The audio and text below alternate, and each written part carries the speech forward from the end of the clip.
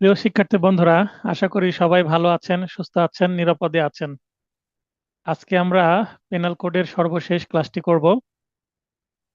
Topic 7 and 8। Topic 7 এ আছে criminal মিসঅ্যাপ্রোপ্রিয়েশন of property, অর্থাৎ সম্পত্তি আত্মসাৎ অথবা সম্পত্তি তছরূপ।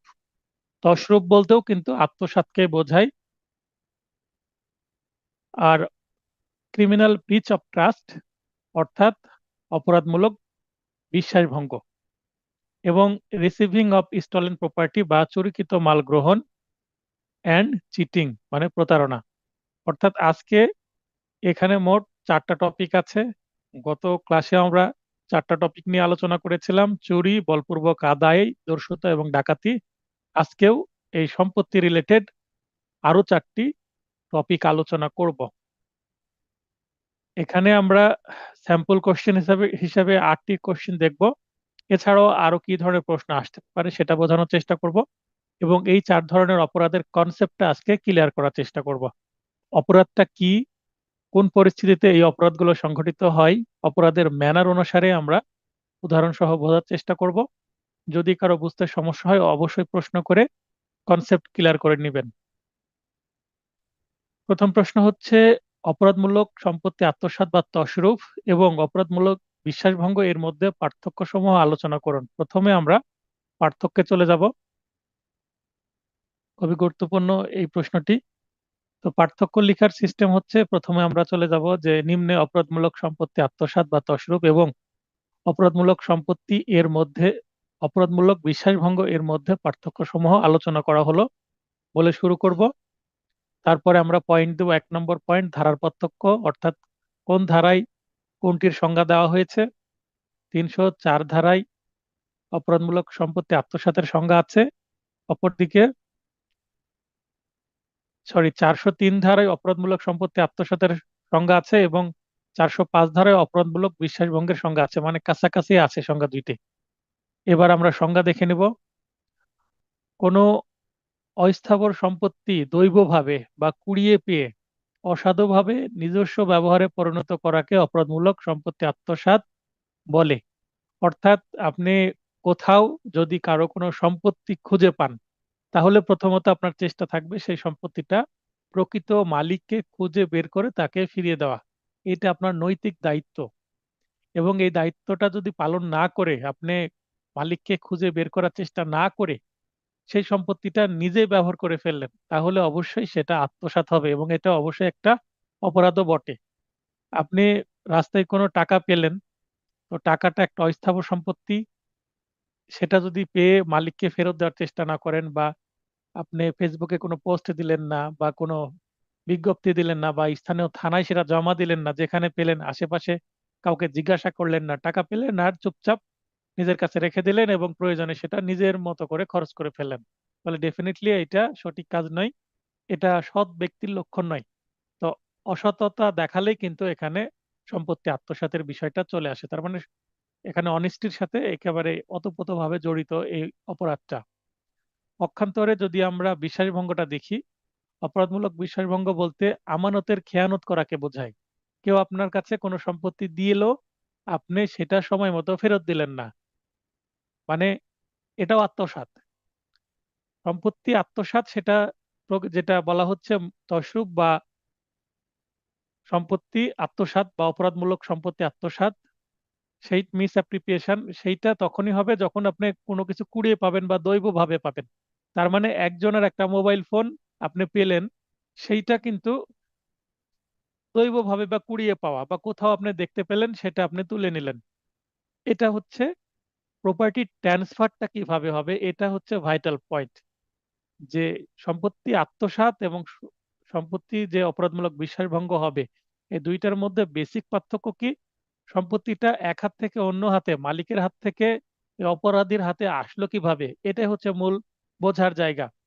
যদি দৈবভাবে বা কুড়িয়ে পাই, মানে র্যান্ডমলি কোনোভাবে পাই, যেটা সে নিজে থেকে নেয়নি, কোথাও পেলো, কুড়ে নিল, কুড়িয়ে নিল, তাহলে কিন্তু সেটা তার পরবর্তীতে সেটা ফেরত যদি না দেয় আত্মসাৎ হয়ে যাবে। কিন্তু যদি অপরাধমূলক বিশ্বাসভঙ্গ হওয়ার জন্য আমানতের খেয়ানত বলতে, যে প্রকৃত মালিক মনে করেন একটা মোবাইল ফোন কি করা হলো, একজনের মোবাইল ফোন, মনে করেন আমার এই মোবাইল ফোনটা আমি কি করলাম, একজনকে ধরিয়ে দিলাম।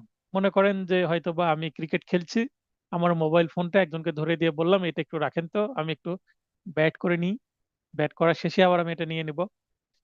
তো এই যে আমি খেলার পরে তার কাছে চাইলাম, সে আর আমাকে দিল না বা সেখানে ছিল না। যাকে আমি ধরিয়ে দিয়েছি বিশ্বাস করে, সে আমার পরিচিত বলেই তো ধরিয়ে দিয়েছি। তো এখানে ভিকটিম এবং অপরাধীর মধ্যে পরিচয় থাকাটাও কিন্তু জরুরি, যদি অপরাধমূলক বিশ্বাসভঙ্গ হতে হয়। কারণ আমার যদি পরিচিত না হয়, তাহলে তো আমি মোবাইল ফোন কারো হাতে ধরিয়ে দিব না। নিশ্চয়ই আমার পরিচিত এবং আমার এই বিশ্বাস আছে সে আমাকে ফেরত দিবে সেটা। তার মানে আমার এই আমানতটা আমি তার কাছে জমা দিলাম যেন সে আমাকে ফেরত দেয়। কিন্তু সে যদি ফেরত না দেয়, যে ব্যক্তি বৈধভাবে কোনো সম্পত্তি বা মালের বা অর্থের জিম্মাদারি বুঝে নাই, তো আমি যে মোবাইল ফোন আরেকজনকে দিলাম, সে আমার সম্পত্তিটা বুঝিয়ে নিল যে ঠিক আছে ভাই, আমি এটা রাখলাম, আপনি খেলা শেষে আবার নিয়ে নিয়েন। পরবর্তীতে তার যথাযথ মালিককে ফেরত না দিয়ে নিজস্ব ব্যবহারে পরিণত করে। পরবর্তীতে সে যদি অস্বীকার করে, না আমি, আপনার মোবাইল ফোন তো আমাকে দেননি, আপনি দেখেন অন্য কাউকে দিয়েছেন, আপনি ভুল বলছেন, সে যদি অস্বীকার করে দিতে, তবে সে অপরাধমূলক বিশ্বাসভঙ্গ করেছে মর্মে গণ্য হবে। এখন এটা যদি আরেকটা উদাহরণ দিই, যে আমার মোবাইল ফোনটা আমার কাছে ছিল, খেলতে গিয়ে হয়তো বা মোবাইল ফোনটা আমার প্যান্টের পকেট থেকে পড়ে গিয়েছে, কোথায় পড়েছে আমি বুঝতে পারছি না। এখন এই মোবাইল ফোনটা কেউ কুড়িয়ে নিল, কুড়িয়ে নেওয়ার পর নিশ্চয়ই মোবাইল ফোনে দেখতে পাবে এটা কার মোবাইল ফোন, মোবাইল ফোনে একটু দেখলেই বোঝা যাবে। অথবা আমি যখন মোবাইল ফোনে কল দিব, তখন অপর প্রান্ত থেকে তো কল ধরবে, তাহলেই মানে দেওয়ার ইচ্ছে থাকলে মোবাইল ফোন ফেরত দেওয়া কোনো বিষয় না। কিন্তু সে যদি মোবাইল ফোনটা পাওয়ার পরে বন্ধ করে দেয়, মানে কুড়িয়ে পেল বন্ধ করে দিল, তার মানে তার ইচ্ছা নাই ফেরত দেওয়ার, বা সে বিক্রয় করে দিয়ে সেই টাকা নিজের কাজে ব্যবহার করে ফেললো।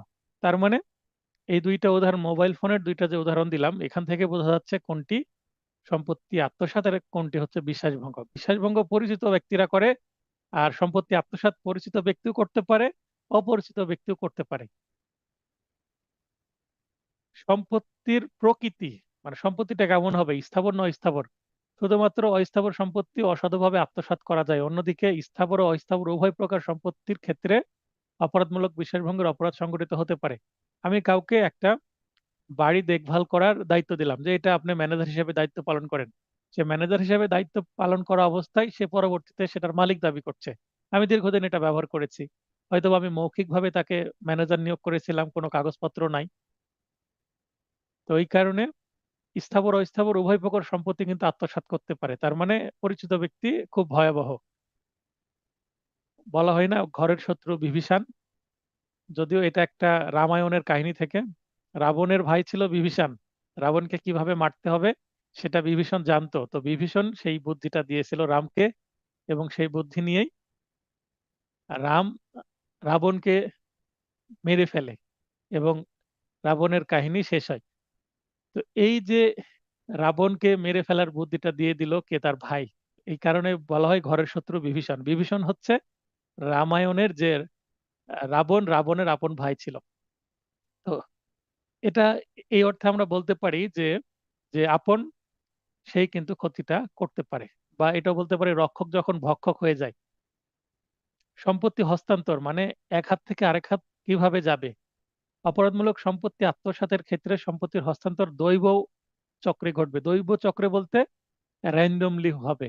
তার মানে কেউ কাউকে দিবে না, কোথায় কিভাবে পড়ে গেছে সে জানে না, এবং এইটা কার কাছে যাবে সেটা তো জানে না। এখন একটা মোবাইল ফোন আমার পড়ে গেল কোথাও, তো এটা তো আমি ইচ্ছাকৃতভাবে ফেলে দেইনি, কোনোভাবে পড়ে গিয়েছে। এখন এইটা কে পাবে সেটা তো আর বলা যাচ্ছে না, যে এখানে এই মোবাইল ফোনটা যে প্রথম দেখবে সেই হয়তো বা পাবে। তো এই যে কে পেতে পারে এইটা কিন্তু নির্দিষ্ট নয়, এটা অনির্দিষ্ট। এটাকে বলা হচ্ছে দৈব চক্রে, র্যান্ডম র্যান্ডমলি কারো কাছে চলে যেতে পারে এটা। পক্ষান্তরে অপরাধমূলক বিশ্বাসভঙ্গের ক্ষেত্রে সম্পত্তির হস্তান্তর আইনানুগ প্রক্রিয়ার ঘটে, অর্থাৎ আমি একজনকে দিলাম, মানে আমার পারমিশন, আমার কনসেন্টে আমি দিলাম। এটা লিখিত হতে পারে, অলিখিত হতে পারে, আবার প্রকাশিত হতে পারে, অপ্রকাশিত হতে পারে। এখন আমার পরিচিত একজন দাঁড়িয়ে আছে, তাকে মোবাইল ফোনটা ধরাই দিলাম, মনে মানে মুখে কিছু কথাই বললাম না, ধরাই দিয়ে আমি ব্যাট করতে ক্রিকেট মাঠে নেমে পড়লাম।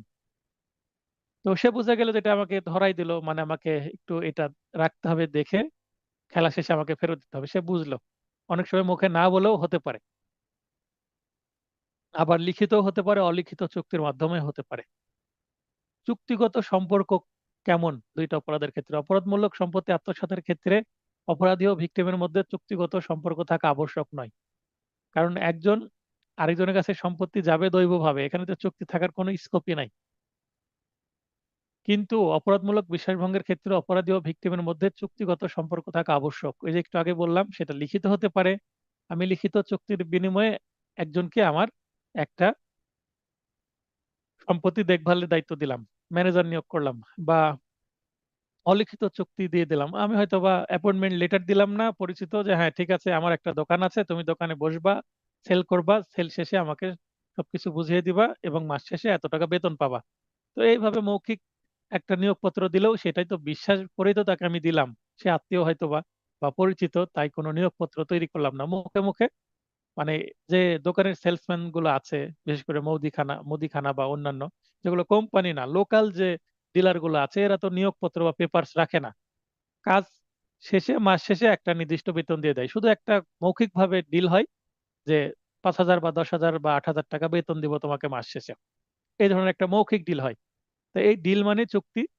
এই চুক্তিটা লিখিত হতে পারে, অলিখিত হতে পারে। তো বিশ্বাস করে কাউকে দায়িত্ব দিলে অবশ্যই একটা না একটা লিখিত অলিখিত চুক্তি থাকতেই পারে, এবং থাকাটাই জরুরি। শাস্তি, এবার আমরা চলে যাব পানিশমেন্টের সেকশন গুলোতে। 403 ধারা মতে অপরাধমূলক সম্পত্তি আত্মসাৎ, মানে 403-এ ডেফিনেশনও আছে, 403-এ আবার সাজাও আছে। টু ইন ওয়ান, একই সেকশনে ডেফিনেশন প্লাস সাজা দুইটাই আছে। এর শাস্তি অনূর্ধ্ব 2 বছর সশ্রম বা বিনাশ্রম কারাদণ্ড বা অর্থদণ্ড বা উভয় দণ্ড। আবার 404 ধারা মতে মৃত্যুদণ্ডকালে কোনো ব্যক্তির অস্থাবর সম্পত্তি অসাধুভাবে আত্মসাৎকরণের শাস্তি অনূর্ধ্ব 3 বছর সশ্রম বা বিনাশ্রম কারাদণ্ড ও অর্থদণ্ড। এই লাইনটা নিয়ে আমি প্রশ্ন করব কিছুক্ষণের মধ্যেই, আপনারা একটু ভাবতে থাকেন। এই যে সবুজ হাইলাইট করলাম, এই লাইনটা নিয়ে প্রশ্ন করব এখনই। তারপরে অত্র ধারা মতে কোনো কেরানি বা চাকর কর্তৃক মালিকের মৃত্যুকালে তার অস্থাবর সম্পত্তি অসাধুভাবে আত্মসাতের শাস্তি অনূর্ধ্ব 7 বছর সশ্রম বা বিনাশ্রম কারাদণ্ড ও অর্থদণ্ড।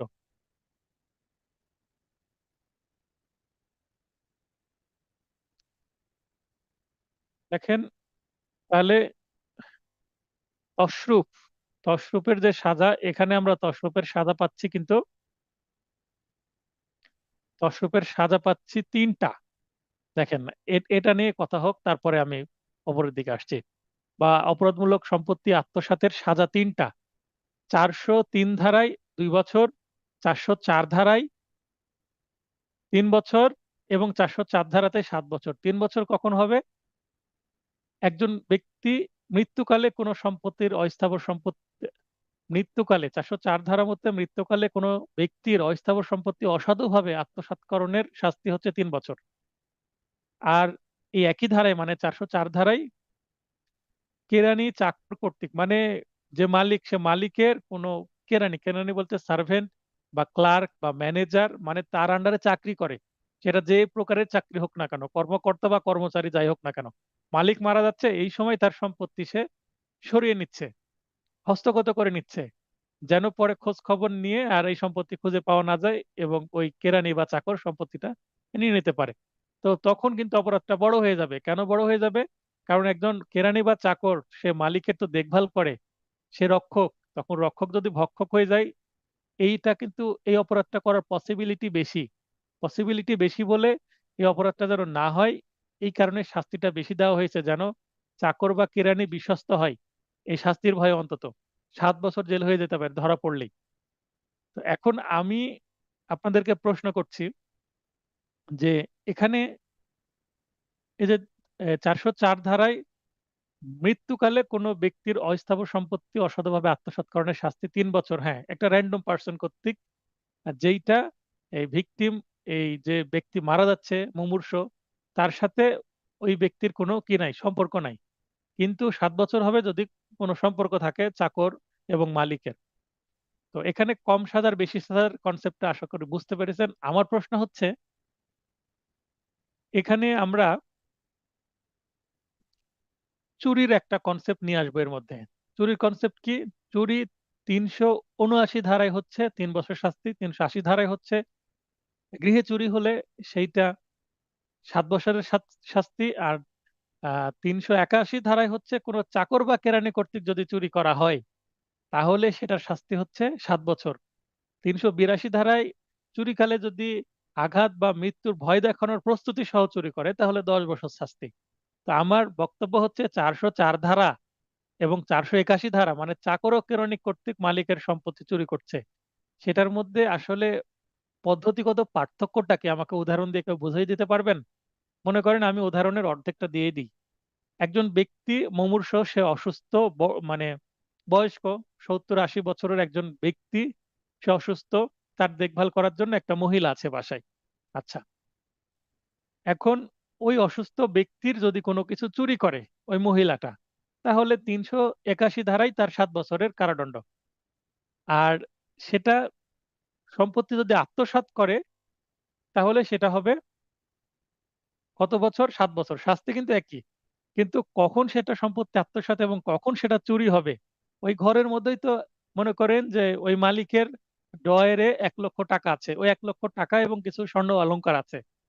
তো মনে করেন 5 ভরি স্বর্ণের অলংকার এবং 1 লক্ষ টাকা আছে, সেটা সরিয়ে নিচ্ছে ওই চাকর, এই মনে করেন মিসেস এক্স, এই মহিলা নিয়ে নিচ্ছে। এখন কখন চুরি হবে এবং কখন সেটা সম্পত্তি আত্মসাৎ হবে, কেউ কি সূক্ষ্ম পার্থক্যটুকু বুঝিয়ে দিতে পারবেন?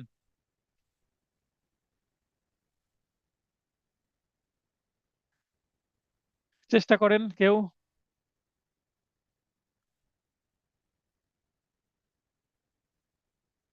হ্যাঁ, শিবলি ভাই, চেষ্টা করেন। আসসালামু আলাইকুম স্যার। ওয়ালাইকুম আসসালাম। আমার প্রশ্ন কি বুঝতে পেরেছেন আপনি? জি, বুঝতে পেরেছি। এখানে আপনি বলতে চাচ্ছেন যে 379 এবং 404-এর মধ্যে পার্থক্যটা কোন জায়গায়, এটা একটি হ্যাঁ, হ্যাঁ, আলোচনার বিষয়। এখানে দুইটাই কিন্তু কেরানি বা চাকর কর্তৃক অপরাধ হচ্ছে, ঠিক আছে? আর ভিকটিম দুই জায়গাতে কিন্তু মালিক। তো এখানে একটা ঘটনা ঘটলো, মনে করেন যে মালিকের বাড়িতে একটা মহিলা ওই 5 ভরি স্বর্ণ এবং 1 লক্ষ টাকা নিয়ে চলে গেল, এটা চুরি বলবো না অপরাধমূলক আত্মসাৎ বলবো? তো পার্থক্যটা কি বলেন? এখানে 379-এর বিষয় হচ্ছে এ, এটা স্বাভাবিক চুরি। আর যেটা হুম, হুম, 404 সেটা হচ্ছে মৃত্যুকালে একজন ব্যক্তি যখন মৃত্যুবরণ করছেন তখন তার হুম, আশেপাশে কেউ যদি থাকে, তার করণীয় হবে ওই লোকের মৃত্যুকালে তাকে সঙ্গে থাকা, পাশাপাশি তিনি যেহেতু মৃত্যুর বিভিন্ন লক্ষণ যেহেতু তার মধ্যে ফুটে উঠেছে, হয়তো তার বাহ্যিক যে চেতনা, বাহ্যিক যে সতর্কতা অবলম্বন করার যে একটা বিষয়, তার আশেপাশে হয়তো মূল্যবান জিনিস আছে, তিনি যেহেতু মৃত্যু আহ, আহ, যে যে যন্ত্রণার প্রক্রিয়ার মধ্যে পড়ে গেছেন, মৃত্যু যন্ত্রণার প্রক্রিয়ার মধ্যে পড়ে যাওয়ার কারণে বাহ্যিক বিষয়গুলোর দিকে তার নজর দেওয়ার আর অবস্থা নেই। তো পাশে কেউ হুম, যদি থাকে, উনি অবজার্ভ অবজার্ভ করছেন এগুলো, সেক্ষেত্রে তার হুম, করণীয় হচ্ছে ওই ব্যক্তির যে সব অস্থাবর সম্পত্তিগুলো, তার হয়তো হাতে একটা আংটি আছে অথবা ঘড়ি আছে, এগুলোকে বলতে গেলে এক ধরনের, এটা তার একটা দায়িত্বর মধ্যে পড়ে যে ওই বিষয়গুলোকে আসলে সংরক্ষণ করা, অন্তত অন্য কেউ যাতে নিয়ে যেতে না পারে, এই ধরনের একটা সাবধানতা অবলম্বনের বিষয় আছে। তো সেক্ষেত্রে তিনি যদি হুম। ওই সাবধানতাটা অবলম্বন না করেন, সেটা আত্মসাতের মধ্যে পড়ে যাচ্ছে, অসাধু বলে আত্মসাতের মধ্যে পড়ে যাচ্ছে। আচ্ছা, আচ্ছা, চুরির উপাদানগুলো আবার স্মরণ করে দিই। চুরি করতে হলে অস্থাবর সম্পত্তি হতে হবে, হ্যাঁ, এখানে টাকা নিচ্ছে, স্বর্ণালংকার নিচ্ছে, এটা অস্থাবর সম্পত্তি। চুরি হতে হলে মালিকের অগোচর, মানে মালিকের সম্মতি ছাড়া। হ্যাঁ, এই এই যে ঘটনা, এখানে কিন্তু মালিকের সম্মতি থাকে না, ঠিক আছে? মানে এটা চুরির সাথে ম্যাচ করছে। তৃতীয়ত, এখানে সম্পত্তিটা কার কাস্টডিতে আছে, এটা একটা বড় ফ্যাক্টর। কার কাস্টডিতে আছে মানে এই সম্পত্তিটা কার কাছে আছে। হ্যাঁ, চুরি হতে হলে মালিকের সম্পত্তি মালিকের কাস্টডি থেকে নিতে হবে, ঠিক আছে? এবং শেষে কি সম্পত্তিটা নিয়ে চলে যেতে হবে, মানে ট্রান্সফার হতে হবে এক জায়গা থেকে আরেক জায়গায়, তাহলে চুরি হবে। আব্দুল মাজিদ ভাই এই পয়েন্টে বলেন, তারপরে আমি ক্লিয়ার করছি। আব্দুল মাজিদ ভাই, আপনি লাইনে আছেন? আপনি লাইন থেকে আবার চলে গেলেন কেন? আসসালামু আলাইকুম স্যার। ওয়ালাইকুম আসসালাম, বলেন। অপরাধমূলক আত্মসাৎ হইতে প্রথম যেটা সেটা হলো যে মালিক এবং কর্মচারীর মধ্যে একটা চুক্তি থাকতে হবে, কিন্তু না চুরি না না করতে গেলে। না না না না না না, এখানে অপরাধমূলক সম্পত্তি আত্মসাতের চুক্তি থাকে না। সরি, সম্পত্তি বিশ্বাস ভঙ্গের মধ্যে চুক্তি থাকে। বিশ্বাস এখানেই তো পয়েন্ট, এখানেই তো পয়েন্ট। বলেন। বুঝতে পারছি। না স্যার, তাহলে আমার হ্যাঁ, কনসেপ্ট ভুল ছিল। ঠিক আছে। এখন একটু বলার চেষ্টা করেন। অপরাধমূলক সম্পত্তি আত্মসাতে সম্পত্তি ট্রান্সফার হয় কিভাবে? দৈব ভাবে হয়। একটু আগে পড়লাম না আমরা। হ্যাঁ, কুড়িয়ে পাওয়ার মানে মাধ্যমে হয়। কুড়িয়ে কুড়িয়ে পেতে হবে কিন্তু। আচ্ছা, চাকর কেরানি মালিকের সম্পত্তি কিভাবে কুড়িয়ে পাবে? কারণ ওই টাকা এবং স্বর্ণ অলংকার মনে করেন কোথায় থাকবে? সিন্ধুকে থাকবে, বা একটা ড্রয়ারে থাকবে, বা একটা আহ, কোনো আলমারির মধ্যে থাকবে, তাই নয় কি? জি। তো এটা তো কুড়িয়ে পাওয়া না। কিন্তু মালিক এবং চাকর তো জানে সম্পত্তি কোথায় আছে, এটা কি কুড়িয়ে পাওয়া? এবং সে জানেও এটা কার সম্পত্তি। তাহলে কিভাবে এটা সম্পত্তি আত্মসাৎ বলেন? এটা তো ডেফিনেটলি চুরি হবে, তাই নয় কি? বুঝতে পারছি। এটা ক্লিয়ার হচ্ছে কিনা? জি স্যার। তাহলে তো 404-এ যে বলা হচ্ছে চাকর ও কেরানি কর্তৃক মালিকের সম্পত্তি আত্মসাৎ, সেটা কিভাবে সম্ভব? আমাকে এটা একটু বলে দেন। কারণ এটা তো চুরি হবে। কারণ কোথায় আছে এটা তো কুড়িয়ে পাচ্ছে না। সম্পত্তি আত্মসাৎ করতে হলে ডেফিনেটলি কুড়িয়ে পেতে হবে। তো এখানে কেরানি বা চাকর তার মালিকের সম্পত্তি কোথায় আছে সেটা তো জানেই। আর ডয়ার থেকে একটা কিছু নিয়ে গেল, সেটা তো অবশ্যই চুরি হচ্ছে। বা বিশ্বাসভঙ্গ হতে পারে, সেটা পরে আসছি। কিন্তু কিভাবে সেটা সম্পত্তি আত্মসাৎ হয়? শিবলু ভাই আবার কিছু বলবেন কিনা? অন্য কেউ একটু বলার চেষ্টা করেন। না, আমি যেটা বুঝলাম সেটা হচ্ছে, যেহেতু এখানে মালিকের সম্পত্তি তার কেরানি বা চাকরের সামনে মালিকের মৃত্যু হচ্ছে, কাজেই ওই সম্পত্তিটা উম, কেরানির একটা দায়িত্বের মধ্যে পড়ে যে সম্পত্তিটা তার জিম্মায় রাখা, সেটা না রেখে সে এখানে যদি। না, এখানে আমাকে এটা বোঝান।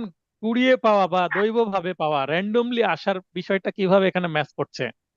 কোনোভাবে করছে কি নাও তো? কেরানি বা চাকর মালিকের সম্পত্তি কুড়িয়ে পাচ্ছে কিভাবে? বুঝতে পারেননি আমার বিষয়টা? কুড়িয়ে পেতে হবে তো। কুড়িয়ে না পেলে তো সম্পত্তি আত্মসাৎই হয় না। সম্পত্তির ট্রান্সফার মালিক থেকে চাকরের কাছে যাওয়ার যে বিষয়টা, এটা কুড়িয়ে বা র্যান্ডমলি আসতে হবে, দৈবভাবে আসতে হবে। তো মালিকের সম্পত্তি কাবার্ডে আছে, সিন্ধুকের মধ্যে আছে, সেটা সেখান থেকে বের করে নিল, সেখানে কুড়িয়ে নেওয়া তো আর হলো না। সেটা ডেফিনেটলি চুরি তো করা হচ্ছে। আমার কথা বুঝতে পেরেছেন? এখানে ডেফিনেশন যেটা আছে, যেখানে সম্পত্তি আত্মসাতের যে কনসেপ্ট বা যে উপাদান, সেটার সাথে তো ম্যাচ করতে হবে। নৈতিকতা দিয়ে তো আর চলবে না। নৈতিক দায়িত্ব পালন না করলে কি হয় না, অপরাধ হয় না। যদি আপনার এখানে মনে হচ্ছে যে অপরাধ হবে।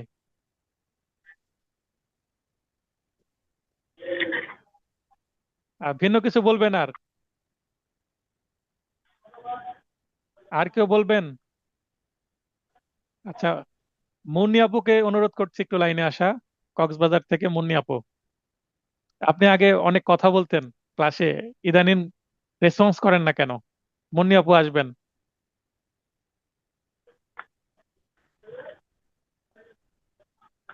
আচ্ছা, নতুন স্টুডেন্টের মধ্যে মাসুমা বেগম, লাইনে যদি আসা সম্ভব হয়।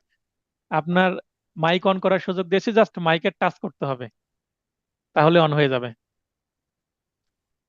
কেউ আসতে চাচ্ছে না কেন? আরেকজন নতুন স্টুডেন্ট সাবিয়া আপু।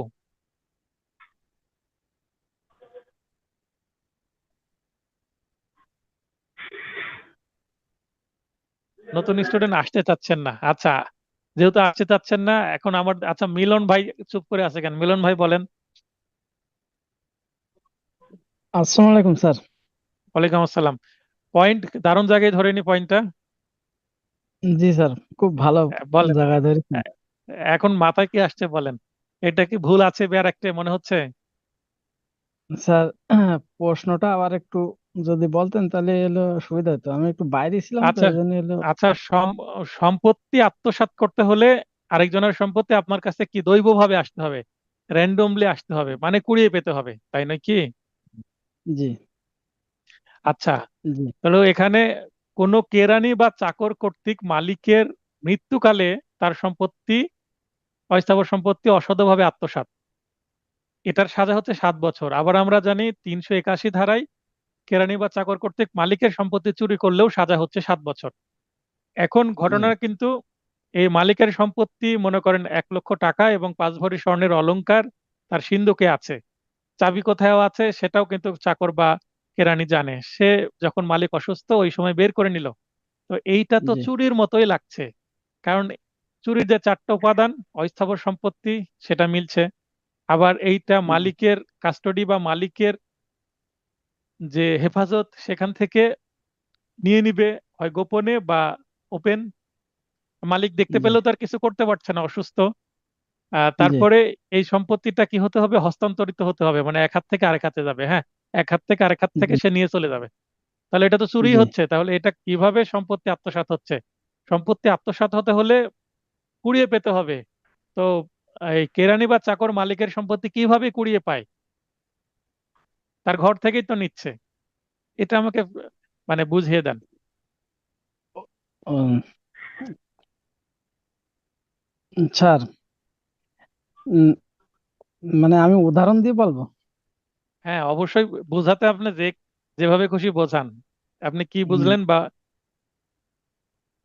আ- আমি আমি আমার মালিকের সাথে গাড়িতে যাচ্ছি, বাসে। হুম, হুম, যাওয়ার পথে গাড়িটা অ্যাক্সিডেন্ট হয়েছে। হ্যাঁ, অ্যাক্সিডেন্ট হওয়ার পরে মালিক হলো মৃত্যুশয্যায় সজ্জিত বা হুম, মৃত্যুমুখে পতিত। হুম, গাড়ি অ্যাক্সিডেন্টের ফলে তার কাছে 10 লক্ষ টাকা ছিল একটা ব্যাগে, সে ব্যাগটা ছিটকে অন্য জায়গায় চলে গেছে, গুড, বা হলো চোখে চোখের আড়ালে চলে গেছে। আচ্ছা, এখন মালিক মালিক মরণাপন্ন অবস্থা, আমি সুস্থ আছি, গাড়িতে অ্যাক্সিডেন্টে আমি হয়তো সুস্থ আছি। হুম, তারপরে আহ, অনেক আমি দেখেছি যে ব্যাগটা কোথায় গিয়ে পড়েছে, হুম, কিন্তু মালিক দেখিনি।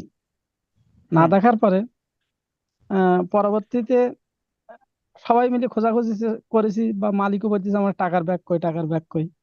মালিক মালিকের সামনে আমি অভিনয় করলাম যে না, পাচ্ছি না, পাওয়া গেল না। হুম, তারপরে মালিকের অবর্তমানে বা অজান্তে সে টাকার ব্যাগটা আমি আবার পরবর্তীতে নিয়ে আত্মসাৎ করলাম, মানে তো নিয়ে এটা কিন্তু নিজে। খুব খুব সুন্দর একটা পারফেক্ট উদাহরণ দিয়েছেন। ঠিক আছে, এটা কিন্তু একেবারে 100%। এটা কিন্তু চুরি হচ্ছে না, আত্মসাৎিত হচ্ছে, কারণ আপনি তো কুড়িয়েই পেলেন, তাই না? এটা সুন্দর উদাহরণ, সুন্দর উদাহরণ হয়েছে, ধন্যবাদ। তো জি স্যার। এইভাবে উদাহরণ দিয়ে আসতে পারে, কিন্তু আমি যে উদাহরণটা দিলাম বাড়ির স্যার ভেতরে, স্যার, আমি বাড়ির ভেতরে চাচ্ছিলাম যে বলেন, নতুনরা একটু বলুক, আমি চাচ্ছিলাম যে নতুনরা একটু বলুক। কেউ তো বললো না, ধন্যবাদ। এখন জি স্যার। বাড়ির হুম, ভেতরে যে আমি উদাহরণটা দিচ্ছি সেটাও আত্মসাৎ হবে। এখন জি। আপনি বলতে পারেন যে বাড়ির ভেতরে আলমারির মধ্যে থাকা সম্পত্তি নিয়ে নিলে সেটা কিভাবে দৈবভাবে নেওয়া হয়? ঠিক আছে, ওই যে তো দৈব, ওর সাথে তো আচ্ছা, এখানে তখনই আপনার মনে হতে পারে সেটা চুরি, কিন্তু সূক্ষ্ম একটা পার্থক্য আছে। পার্থক্যটা বুঝতে হলে আপনাকে কাস্টডি কি জিনিস সেটা বুঝতে হবে। কি কি জিনিস জি কাস্টডি? কাস্টডি জি বলতে দখল, কাস্টডি বলতে জি দখল। দখল। আর দখল বুঝতে হলে কন্ট্রোল বা নিয়ন্ত্রণটা কি জিনিস সেটা বুঝতে হবে আপনাকে। আবারও বলছি, মনে করেন জি এই মোবাইল ফোনটা আমার, ঠিক আছে, এই মোবাইল জি ফোনটা আমার আমার হাতে আছে, তার মানে এটা আমার কাস্টডিতে আছে, আমার দখলে আছে, তাই নয় কি? জি জি এটা আমার নিয়ন্ত্রণে আছে। এখন এটা আমার কাছ থেকে কেউ নিয়ে নিলে আমার নিয়ন্ত্রণের বাইরে চলে গেল, এটা হস্তান্তরিত জি হয়ে গেল। ওকে, এটা আমার কাছ জি থেকে ছিটকে পড়ে গেল ওই যে টাকার ব্যাগের মতন, তখন কেউ যদি জি। তুলে নেয়, যখন ছিটকে পড়ে যাবে সেটা কি আমার নিয়ন্ত্রণে আছে আর? না, সেটাই নাই, নিয়ন্ত্রণে নেই। সেটা নিয়ন্ত্রণে নেই। কিন্তু এই মোবাইল ফোনটা, এটা মনে করেন আমার সামনে একটা টেবিল আছে, টেবিলের সামনে মোবাইল ফোনটা রেখে দিলাম। তো জি এই এই মোবাইল ফোনটা কোথায় রাখলাম? টেবিলের উপরে। টেবিলটা কার? আপনার। আমার। টেবিলটা কোথায় আছে? আমার ফ্ল্যাটে আছে, জি ঠিক আছে। তো আমার ফ্ল্যাটে জি আছে আমার টেবিল, আমার ফ্ল্যাটের ভেতরে যে টেবিল আছে সে টেবিলের উপরে রাখা মোবাইল ফোন, তার মানে আমার কাস্টডিতে আছে, আছে কিনা? জি জি। এখন আমার বাড়িতে যত কিছুই আছে, আমার বাড়িতে সবকিছু যত আপনার কিছুই আছে, নিয়ন্ত্রণে। আমার আমার উপস্থিতিতে বা আমার অনুপস্থিতিতে পুরোটাই কিন্তু আমার কাস্টডিতে আছে, আছে কিনা? জি, আপনার নিয়ন্ত্রণে। এখন মনে করেন কোর্টে আমার একটা টেবিল আছে, আমার একটা চেয়ার আছে বাসভবনে, হুম, সেখানে মনে করেন হুম, একটা লকার আছে, তো লকারের মধ্যে কোনো জি, কিছু আমার রাখা আছে, সেটাও কিন্তু আমার নিয়ন্ত্রণেই রাখা আছে। লকারে আমি জি, তালা দিই আর না দিই, সেটা কিন্তু আমার হুম, নিয়ন্ত্রণে রাখা আছে, কারণ এটা অ্যাডভোকেট শহীদুল ইসলামের লকার। ঠিক জি, আছে? তো এটা হচ্ছে হুম, যেটা আমার মানে দোকান বা আমার বাড়িতে কোনো কিছু রাখা মানে সেটা আমার নিয়ন্ত্রণে থাকা, যতক্ষণ আমি কি হুম, আছি, সুস্থ আছি বা বেঁচে আছি। কিন্তু এখানে মজার পয়েন্ট হচ্ছে মৃত্যুকালে একটা ব্যক্তি যখন মৃত্যুকালে মুমূর্ষু অবস্থায়, তখন কি আশেপাশের কোনো কিছুর সম্পত্তির উপর তার কোনো কন্ট্রোল থাকা সম্ভব? না, এখন আপনি আহত বা মুমূর্ষু অবস্থায়, বয়স্ক ব্যক্তি হোক বা সে মারা যাচ্ছে আহত, ইয়ং একজন ব্যক্তি, কোনো ডাকাত তাকে কি করেছে, আহত আঘাত করেছে, করেছে, আহত জি, করেছে, মানে এমন গুরুতর আহত করেছে সে 1 ঘন্টার মধ্যে মারা যাবে, সে ডাকাতি করে জি, চলে গেল, তারপরে সে চাকরটাকে কিছু বলেনি, চাকর বুঝতে পারলো যে আরো কিছু মালপত্র আছে, সে ওই মালিককে না বাঁচিয়ে ওই মালপত্রগুলো নিয়ে নিল। মালিক তো মরা মরা অবস্থা, ওই সময় জি, বাড়ির ভেতরে যা কিছু আছে কোনো কিছুর ওপরে তার কি নাই, নিয়ন্ত্রণ নাই, নিয়ন্ত্রণ মানে নেই, দখল নাই। নিয়ন্ত্রণ নাই মানে দখল নাই, তার মানে যেগুলো মুমূর্ষু ব্যক্তির বাড়ির ভেতর থেকে যা কিছুই নেওয়া হবে তখন সেটা কুড়িয়ে পাওয়াই বলতে হবে। পয়েন্ট বুঝতে জি, পেরেছেন? জি তো স্যার, এখানে এই মূল বিষয়টা হচ্ছে নিয়ন্ত্রণ বা দখল। চুরি হতে হলে দখল থেকে নিতে হবে। আমি তো মারাই যাচ্ছি, জি, আমার থেকে আমার বাড়ির কোনো কিছু নিয়ে যাওয়া মানে আমার দখল থেকে নিয়ে যাওয়া, আর বোঝাবে না, মানে আমার জি, মুমূর্ষু অবস্থায় বলতে এখানে অনুপস্থিতিকে বোঝাবে। কারণ মুমূর্ষু জি, অবস্থায় একটা মানুষ তার জীবন বাঁচা নিয়ে ব্যস্ত হয়ে যাবে, সম্পত্তির উপরে ফোকাস করবে না। এই কারণে এটা আত্মসাৎ হবে। আর প্রশ্ন আছে জি কারো এই বিষয়ে? স্যার, ওই জন্য স্যার আমি ওই গাড়ি অ্যাক্সিডেন্টের উদাহরণ নিয়ে গেলাম স্যার। হ্যাঁ, আপনার উদাহরণটা চমৎকার হয়েছে, সেখানে কনফিউশন কম। আমি যে উদাহরণ দিলাম এখানে চুরির সাথে কনফিউশন তৈরি হবে বেশি, তাই এটা ক্লিয়ার করলাম। জি, চুরি হতে হলে মালিকের দখল থেকে নিতে হবে, আর আত্মসাৎ হলে মালিকের দখলে থাকে না, কারণ দৈবভাবে জি, নিতে হবে। মালিক তো পড়ে আছে এক জায়গায়, তার জিনিস নিয়ে নিলে এটা দৈবভাবেই নেওয়া হবে, কুড়িয়েই নেওয়া হবে। বুঝতে পেরেছেন? আবার আরেকটা জি, উদাহরণ দিই, খুব সুন্দর উদাহরণ। মনে করেন একটা আম গাছ দেখতে পেলেন, আম গাছে আম ধরে আছে, মালিকের অনুমতি ছাড়া আম ছিঁড়ে নিলেন, এটা কি হবে? এটা চুরি। এটা চুরি হবে। এখন মালিক সাইনবোর্ড দিয়ে দিয়েছে যে এই গাছের আম মাটিতে পড়ে গেলেও এখান থেকে কোনো আম কুড়ানো নিষেধ। হ্যাঁ, জি, সাইনবোর্ড দিয়ে জি, দিয়েছে একটা। এখন ঝড়ে 4-5টা আম পড়ে আছে নিচে, এখন ওই আম যদি কেউ কুড়িয়ে নিয়ে যায়, মানে নিচে পড়ে আছে, কুড়িয়ে নিয়ে গেলে সেটা কি চুরি হবে না আত্মসাৎ হবে? ওটা আত্মসাৎ হবে, কারণ কারণ আম গাছে যখন ও আম আছে, সাইনবোর্ড দিয়েছে, ও তো হ্যাঁ সাইনবোর্ড আম, দিয়েছে। আচ্ছা সাইনবোর্ড দিলেও আম গাছ থেকে যখন ছিঁড়ে নেওয়া হবে তখন সেটা চুরি হবে। কারণ জি, জি, ওই আম গাছটা মাটিতে আছে, মাটিটা কার? মাটির ওই মালিকের। মালিকের। জি, এবং মালিকের, মাটিতে গাছ আছে মানে গাছটা মালিকের, এবং গাছে আম ধরে আছে মানে আমটাও মালিকের। তাহলে যখন জি, আমটা ছিঁড়ে নেওয়া হবে সেটা চুরি হবে, গাছ কাটার মতন। কিন্তু গাছ আমটা কাটার যখন সাথে সাথে। মাটিতে, হ্যাঁ মাটিতে যখন আমটা পড়ে আছে, কোনো জি, ফল পড়ে আছে, তখন সেটা যখন আপনি তুলে নিয়ে চলে যাবেন, তখন সেটা কিন্তু সম্পত্তি আত্মসাৎ হবে, সেটা চুরি হবে না। কারণ সেই আমটা জি না স্যার, নিয়ে গেলে পচে যেতে পারে এই মনে করে হয়তো বা হুম, নিয়ে যাচ্ছে, কিন্তু তাও সেটা কিন্তু হুম। করা ঠিক না। অন্যের জিনিস পড়ে কারণ আছে তাও ওটা- নেওয়া যাবে না। কিন্তু আমরা স্যার, স্যার, ঝড়ের সময় স্যার কিন্তু এই নেওয়া কাজটা করি। নেওয়া নেওয়া যেত যদি সাইনবোর্ড না লাগাতো। সাইনবোর্ড না দিলেও কিন্তু নেওয়া উচিত না। অন্যের জিনিস কেন নেবেন? একটা আমাদের আহ, ইসলামের ধর্মীয় একটা আমরা আমরা গল্প জানি, সম্ভবত ওনার নাম আমি এই মুহূর্তে বলতে পারছি না। বড় বড় পীর আব্দুল কাদের জিলানী অথবা বাইজিদ বোস্তামি বা অন্য কেউ একজন ব্যক্তি। তো তিনি যেতে লেগে নদী দিয়ে আপেল ফল ভেসে যাচ্ছে, তখন একটা আপেল তিনি কুড়িয়ে খেয়েছেন। কুড়িয়ে খাওয়ার পর জি, তার মনে হয়েছে মালিকের তো অনুমতি নিইনি, আমার পাপ হয়েছে। হ্যাঁ, জি, অন্যের সম্পত্তি আমি নিজে ভক্ষণ করেছি। তখন সে ওই স্রোতের বিপরীতে গিয়ে ওই বাগানের মালিককে খুঁজে বের করে তার কাছ থেকে অনুমতি নিয়েছে, তার কাছ থেকে ক্ষমা চেয়ে নিয়েছে। তো এটা কিন্তু জি, বর্তমান যুগের সাথে আর ম্যাচ করে না। তবে হ্যাঁ, এখনো যে এই ধরনের ব্যক্তি নাই তা না, এখনো এরকম সৎ ব্যক্তি আছে যে অন্যের সম্পত্তি নিবে না। হ্যাঁ, আব্দুল কাদের জেলানি এর বাবা একজন বলেছেন, কুদ্দুস ভাই। তো যেহেতু জি, অনেকদিন আগে গল্প শুনেছি, তো এইটা এই মুহূর্তে আমার মনে পড়ছে না। তো এই গল্পের সাথে কিন্তু সম্পত্তি আত্মসাতের সাথে খুব ডেফিনেটলি কানেকশন আছে। আশা করি সম্পত্তি আত্মসাৎটা খুব সুন্দরভাবে বোঝাতে পেরেছি। এখানে শাস্তির যে বিধান পড়ছে আমরা, শাস্তির বিধানের এবার আমরা চলে যাই হচ্ছে এই যে অপরাধমূলক যে বিশ্বাসভঙ্গের শাস্তিটা কি হবে, এটা 406 ধারায় আছে। 406 ধারায় হচ্ছে সাধারণ ব্যক্তি কর্তৃক অপরাধমূলক বিশ্বাসভঙ্গের শাস্তি 3 বছর। আবার 407 ধারায় বাহক বা গুদাম রক্ষক কর্তৃক অপরাধমূলক বিশ্বাসভঙ্গের শাস্তি 7 বছর।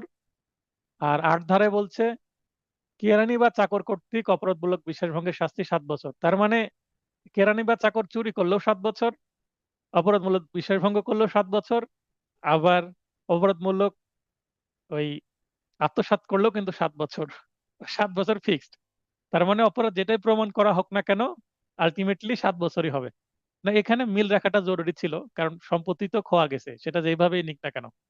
সর্বশেষ 409 ধারা মতে সরকারি কর্মচারী, ব্যাংকার বা বণিক বা দালাল বা প্রতিনিধি বা এজেন্ট কর্তৃক অপরাধমূলক বিশ্বাসভঙ্গের শাস্তি যাবজ্জীবন সশ্রম কারাদণ্ড বা অনূর্ধ্ব 10 বছর সশ্রম বা বিনাশ্রম কারাদণ্ড ও অর্থদণ্ড।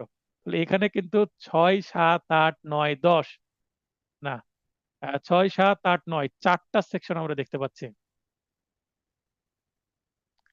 আমরা 4টা সেকশন দেখতে পাচ্ছি। এখন প্রশ্ন করতে পারেন, স্যার সবগুলোই কি শাস্তি আমাকে উল্লেখ করতে হবে? অন্তত একটা করে দেন যদি সবগুলো মনে না থাকে, আর যদি পারেন সবগুলোই দিবেন। কারণ আপনি যদি, হ্যাঁ, তো আলোচনা করছিলাম পার্থক্য। এবার 7 নম্বর পয়েন্ট, উদাহরণ।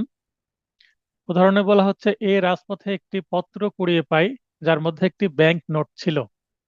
ব্যাংক নোট বলতে 1,500 বা 100 টাকার নোট, এক বা একাধিক একটি নোট ছিল, মানে একটাই নোট ছিল। পত্রে উল্লেখিত ঠিকানা অনুসারে তা প্রকৃত মালিক বরাবর ফেরত প্রদান না করে তা নিজের ব্যবহারে পরিণত করে অপরাধমূলক সম্পত্তি আত্মসাতের অপরাধ করেছে। অন্যদিকে একটি ঘটনায় এ একজন গুদামাগার রক্ষক, মানে গোডাউন কিপার, জেড ভ্রমণকালে তার আসবাবপত্র এর নিকট গচ্ছিত রাখে। তাহলে জেড ভ্রমণকালে যাওয়ার সময় তার কিছু আসবাবপত্র সে রেখে গেল এর কাছে। আগের যুগের বিষয়, যেহেতু 1860 সালের, ওই সময় হয়তো বাসায় কোনো সম্পদ রাখলে সেটা চুরি হয়ে যেতে পারে, কেউ নিয়ে নিতে পারে, এই ভয় ছিল, কারণ বাড়ি তো আর এত মজবুত ছিল না আগেকার। চুক্তি হয় যে নির্ধারিত অর্থ পরিশোধ অন্তে, মানে পরিশোধ করার পরে জেড আসবাবপত্র ফেরত নেবে। মানে ওই যে সম্পত্তি রাখার জন্য কিছু তো মাসোয়ারা বা অর্থ দিতে হবে বা ভাড়া দিতে হবে, অসাধুভাবে সেগুলো বিক্রয় করে। এখন জেড ভ্রমণে চলে গেছে, জেডের সম্পত্তি বিক্রয় করে দিয়েছে। তাহলে বিশ্বাস করে রাখলো আর বিশ্বাস ভঙ্গ করলো, করে সেগুলো বিক্রয় করে দিল, তাহলে অবশ্যই সেটা অপরাধমূলক বিশ্বাস ভঙ্গ হবে। উদাহরণ দিয়ে দিলাম। তাহলে 7টা পয়েন্ট 5 নম্বরের জন্য যথেষ্ট। এরপরে আমরা চলে যাব পরের প্রশ্ন। রাস্তায় একটি দামি মোবাইল সেট পেল। জানতো না যে কে ওই মোবাইল সেটের মালিক। মোবাইল সেটের প্রকৃত মালিককে খুঁজে বের করার চেষ্টা না করেই মোবাইল ফোনের প্রকৃত মালিককে সেটা খুঁজে বের করার জন্য কিছুক্ষণ অপেক্ষা করলেই কিন্তু, যে মালিক যদি বুঝতে পারে যে তার মোবাইল ফোন হারিয়ে গেছে, মালিক কিন্তু কল দিবে তার নাম্বারে।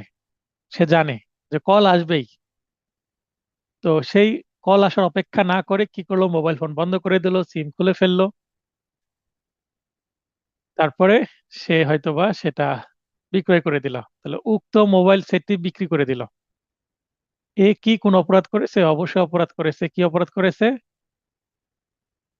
অপরাধমূলক সম্পত্তি আত্মসাৎ করেছে। একটু আগেই আমরা পড়লাম। আর কিভাবে প্রবলেমেটিক প্রশ্নের উত্তর করতে হয় সেটা আপনাদের জানাই আছে। প্রথমে ঘটনা, তারপর বিচার্য বিষয়, কি কোনো অপরাধ করেছে কিনা।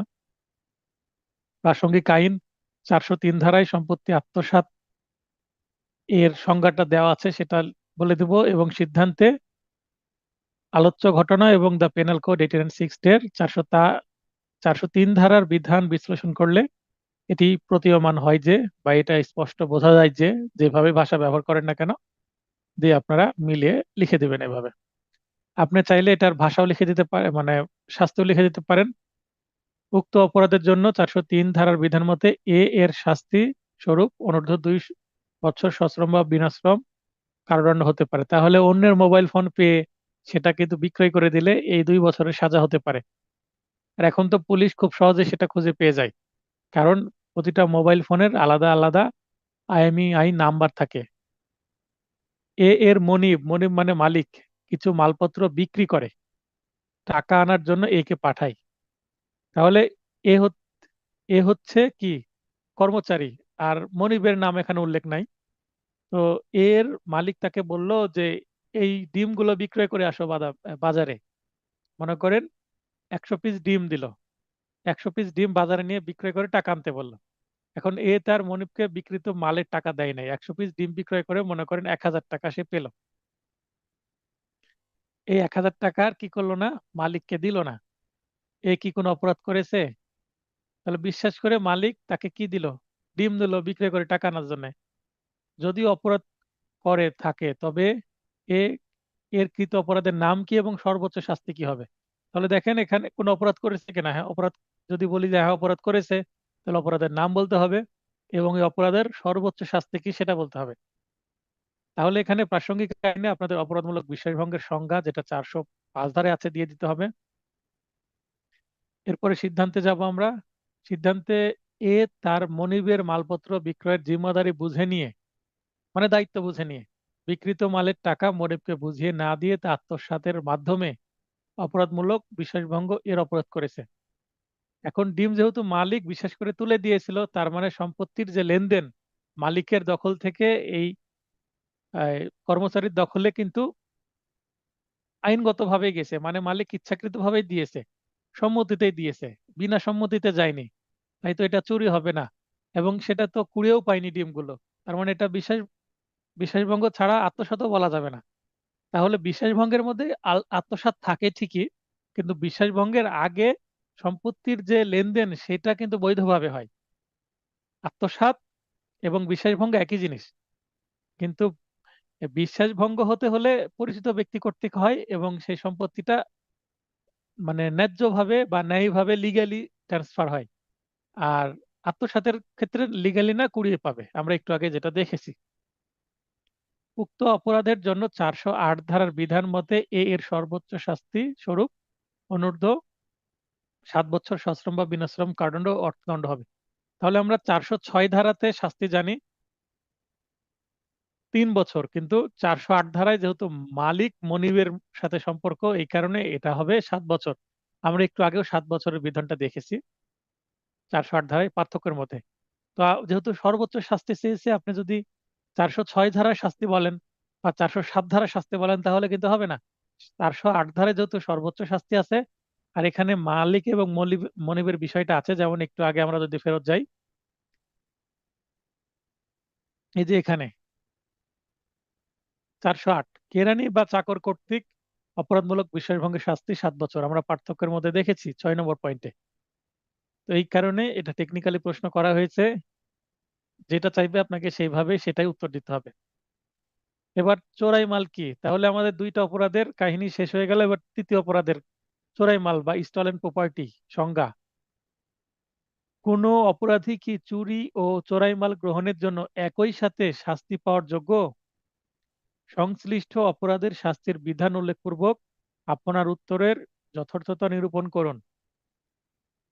চোরাই মাল কি, তার সংজ্ঞাটা আমরা 410 ধারায় পাবো। 410 ধারায় কি বলছে? যে নিম্নলিখিত উপায়ে হস্তান্তরিত সম্পত্তিকে, হস্তান্তরিত মানে এক হাত থেকে আরেক হাতে যে সম্পত্তিটা যায়, একজনের দখল থেকে আরেকজনের দখলে যে সম্পত্তিটা যায়, এই সম্পত্তিকে চুরিকৃত বা লুটকৃত বা চোরাই মাল বলা হবে। কোন কোন উপায়ে গেলে চোরাই মাল বলা হবে? একটা সম্পত্তি চুরি করা হয়েছে, চুরি করে চুরিকৃত, চুরি করে একটা মাল আরেকজনকে যদি দেওয়া হয় তাহলে সেটা চোরাই মাল। বলপূর্বক আদায়ের মাধ্যমে কোনো মাল গ্রহণ করে আরেকজনকে দিলে সেটা চোরাই মাল, বা দস্যুতার মাধ্যমে কোনো মাল লুট করে নিলে সেটাও চোরাই মাল। আত্মসাৎ এর মাধ্যমে কোনো সম্পত্তি নিলে সেটাও চোরাই মাল। আত্মসাৎকৃত মাল বলে কোনো মাল নাই, দস্যুতাকৃত মাল বলে কোনো মাল নাই, বা বলপূর্বক গ্রহণকৃত কোনো মাল বলে কোনো মাল নাই, সবগুলোই চোরাই মাল। একটাই নাম স্টলেন প্রপার্টি। অপরাধমূলক বিষয়ভঙ্গ করে যদি কোনো মাল নেওয়া হয় সেটাও কি চোরাই মাল। তবে হ্যাঁ, ডাকাতির মাধ্যমে যে মালটা নেওয়া হবে সেটার জন্য আলাদা সেকশন আছে। 410 ধারায় ডাকাতিকৃত মালের কথা উল্লেখ নাই। ডাকাতিকৃত মাল এর জন্য আলাদা ডেডিকেটেড সেকশনে আছে, সেটাকে আমরা লুটকৃত মাল বলতে পারি বা ডাকাতিকৃত মাল বলতে পারি, সেটা ভিন্ন জিনিস, সেটার আলাদা নাম দেয়নি। কিন্তু সেকশন ভিন্ন, 410 ধারায় ডাকাতিকৃত মালের কথা বলা নাই। তাছাড়া অন্যান্য যে সম্পত্তি রিলেটেড অপরাধ, সেই সবগুলো অপরাধের কথাই মোটামুটি এখানে উল্লেখ আছে। যদিও এখানে প্রতারণার কথা বলা নেই, প্রতারণাকৃত মালকেও চোরাই মাল বলা যেতে পারে, যেহেতু ইত্যাদি আছে এই কারণে। এবার পরের প্রশ্নের উত্তর, পরের অংশের, কোন অপরাধীকে চুরি ও চোরাই মাল গ্রহণের জন্য একই সাথে শাস্তি দেওয়া যাবে কিনা। মনে করেন চোর একটা মোবাইল ফোন চুরি করে নিয়ে চলে গেল এবং ওই মোবাইল ফোনটা তার কাছেই পাওয়া গেল, তাহলে চুরি করেছে বাড়ির বাইরে থেকে, কারো পকেট থেকে, তাহলে 379 ধারার অপরাধ করেছে। এখন তার কাছে যদি মোবাইল ফোনটা পাওয়া যায়, চোরাইকৃত মাল যার কাছে পাওয়া যায় সেটার জন্য 411 ধারা। তো যার কাছে মোবাইল ফোন পাওয়া গেল সেই যদি চুরি করে থাকে, তাহলে তার জন্য কি দুইটা ধারা প্রযোজ্য হবে কিনা, মানে 379 এবং 411 দুইটাই কি ধারা প্রযোজ্য হবে? দুইটাই ধারা প্রযোজ্য হবে না। কারণ যে চুরি করেছে তার কাছেই যদি মাল পাওয়া যায়, তাহলে শুধু চুরির জন্য তাকে শাস্তি দিতে হবে। আর যে চুরি করেছে তার কাছে মাল পাওয়া না গিয়ে যদি অন্য কারোর কাছে মাল পাওয়া যায়, এ চুরি করলো, মালটা বি কে দিয়ে দিল, তাহলে এ চুরি করেছে, সে চুরির জন্য অপরাধী হবে। বি এর কাছে মালটা দিয়েছে, সে চোরাই মাল রাখার জন্য অপরাধী হবে। তার জন্য 411 ধারা। আর যে চুরি করেছে তার জন্য 379, 80, 81, 82 এই ধারাগুলো হবে। আশা করি ক্লিয়ার হয়েছেন। তার মানে একসাথে দুইটা অপরাধের জন্য সে বিচার পাবে না। চুরিকৃত মাল নিজের কাছে রাখলে শুধু চুরির জন্য সে অপরাধী হবে। কি কারণে, এইটা বোঝার জন্য আপনাদের এখানে একটু নোট করে নেবেন। প্রয়োজনে এখানে ব্র্যাকেটে লিখে নেন যাদের কাছে নোট আছে। সাক্ষ্য আইনের 114 ধারাটা আপনারা পড়বেন ক্লাস শেষে। সাক্ষ্য আইনের 114 ধারার প্রথম যে উদাহরণ আছে, সেখানে বলা হচ্ছে এই বিষয়টা হুবহু, যে কেউ যদি কোনো কিছু চুরি করে এবং ওই চুরিকৃত মালটা তার কাছে যদি পাওয়া যায়, তাহলে যে কোনো একটা বিষয়ে অ্যাজাম্পশন করতে হবে বা প্রিজাম্পশন করতে হবে। 114 ধারা হচ্ছে প্রিজাম্পশনের বিষয়বস্তু, মানে আদালত ধরে নিতে পারে এই যার কাছে চোরাই মালটা পাওয়া গেছে সেই চোর। প্রথমত, যদি এটা প্রমাণিত না হয় যে সেই চুরি করেনি, অন্য কেউ চুরি করেছে, তো সেইটা একটু 114 ধারাটা আপনারা দেখে নেবেন। এই নোটেই তো আছে, এখন দেখার দরকার নাই, ক্লাস শেষে একটু দেখে নেবেন। খুব সুন্দর একটা মিল আছে সেখানে সাক্ষ্য আইনের। সাক্ষ্য আইনে এটা নিষেধ করছে। তাহলে 378 ধারায় চুরি এর সংজ্ঞা দেওয়া হয়েছে। অত্র ধারার বিধান মতে যদি কোনো ব্যক্তি কোনো অস্থাবর সম্পত্তি কোনো ব্যক্তির দখল হতে, যে দখল, কাস্টডি, ব্যক্তির দখল বা নিয়ন্ত্রণ হতে আর তার সম্মতি ব্যতিরেকে অসাধুভাবে গ্রহণের অভিপ্রায়ে স্থানান্তর করে, মানে নিয়ে চলে যায়, তবে সে ব্যক্তি চুরি করেছে মর্মে গণ্য হবে। চুরির সংজ্ঞা দিয়ে দিলাম। এখন চুরির ক্ষেত্রে অপরাধী নিজে সম্পত্তি নিয়ে যায়, ফলে প্রাথমিকভাবে যে ব্যক্তি চুরি সংগঠিত করেছে তার নিকটই চুরিকৃত মালামাল বা চোরাই মাল থাকা স্বাভাবিক। মানে যে চুরি করলো তার কাছেই তো মালটা থাকবে। চুরি করে হয়তো বা রাস্তা দিয়ে যাচ্ছে, সে এখনো বাসায় পৌঁছাতে পারেনি, রাত 9টায় চুরি করেছে, 9:30টায় সে ধরা পড়েছে, তার কাছে মাল পাওয়া গেছে, তাহলে তো তার কাছে আছে, সে অন্য কারো কাছে দেওয়ার সুযোগই পায়নি। আবার যেহেতু চুরিকৃত মালামালকে চোরাই মাল বলে, সেহেতু একই সম্পত্তি চুরি করার জন্য ও চোরাই মাল সঙ্গে রাখার বা গ্রহণের তাই একই ব্যক্তিকে একই সাথে দ্বৈত শাস্তি দেওয়া যাবে না।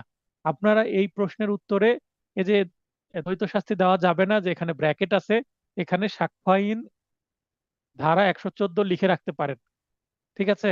এবং এইটা পরীক্ষার খাতাতেও লিখতে পারবেন। সাক্ষ্য আইন 114টা এই জিনিসটা নোট তৈরি করার সময় আমার নজরে আসেনি, কিন্তু আমি এটা পেয়েছিলাম। তবে পরে আমি রিসেন্টলি 114 ধারা পড়তে গিয়ে আমার মনে হয়েছে এই বিষয়টা, যেটা তো এই প্রশ্নের মধ্যে দেওয়া যেতে পারে। আমার পরবর্তী যে নোট 25 সালের, সেটাতে অবশ্যই এটা এডিট করে ঠিক করা থাকবে, আপনারা একটু লিখে নেন এই জাস্ট ব্র্যাকেটে সাক্ষ্য আইন 114 ধারা, তাহলেই চমৎকার একটা বিষয় কানেকশন তৈরি হয়ে যাবে। উদাহরণ, এ একটি সম্পদের বাক্স বহন করে একটি ষাঁড় দেখতে পায়।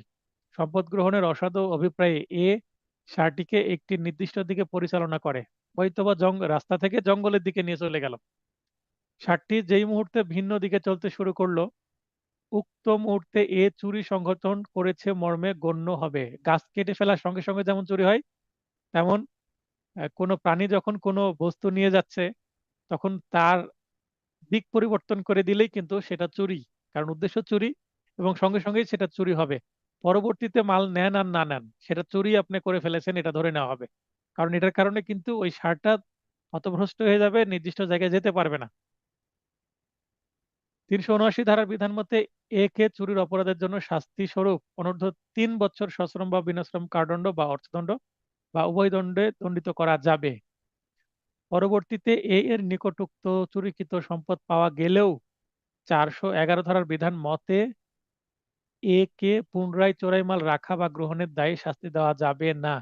কিন্তু যদি উক্ত চুরিকৃত সম্পদ ভিন্ন ব্যক্তি বি এর নিকট পাওয়া যায়, তবে বি কে 411 ধারার বিধান মোতাবেক চোরাই মাল রাখা বা গ্রহণের দায়ে একই বা ভিন্ন মামলার শাস্তি দেওয়া যাবে। তার মানে আগের প্রথম মামলায় যদি এ এর বিচার হয়ে যায়, তাহলে বিয়ের জন্য আলাদা মামলা হতে পারে। আর মামলা চলমান অবস্থায় তদন্তে যদি জানা যায় যে এই মালটা বিয়ের কাছে আছে, এ বলে দিল বিয়ের কাছে আছে, এর কথা মতো বিয়ের কাছে গিয়ে মালটা উদ্ধার হলো, সেক্ষেত্রে একই মামলায় দুইজনই অপরাধী হবে, দুইজন আসামি হবে।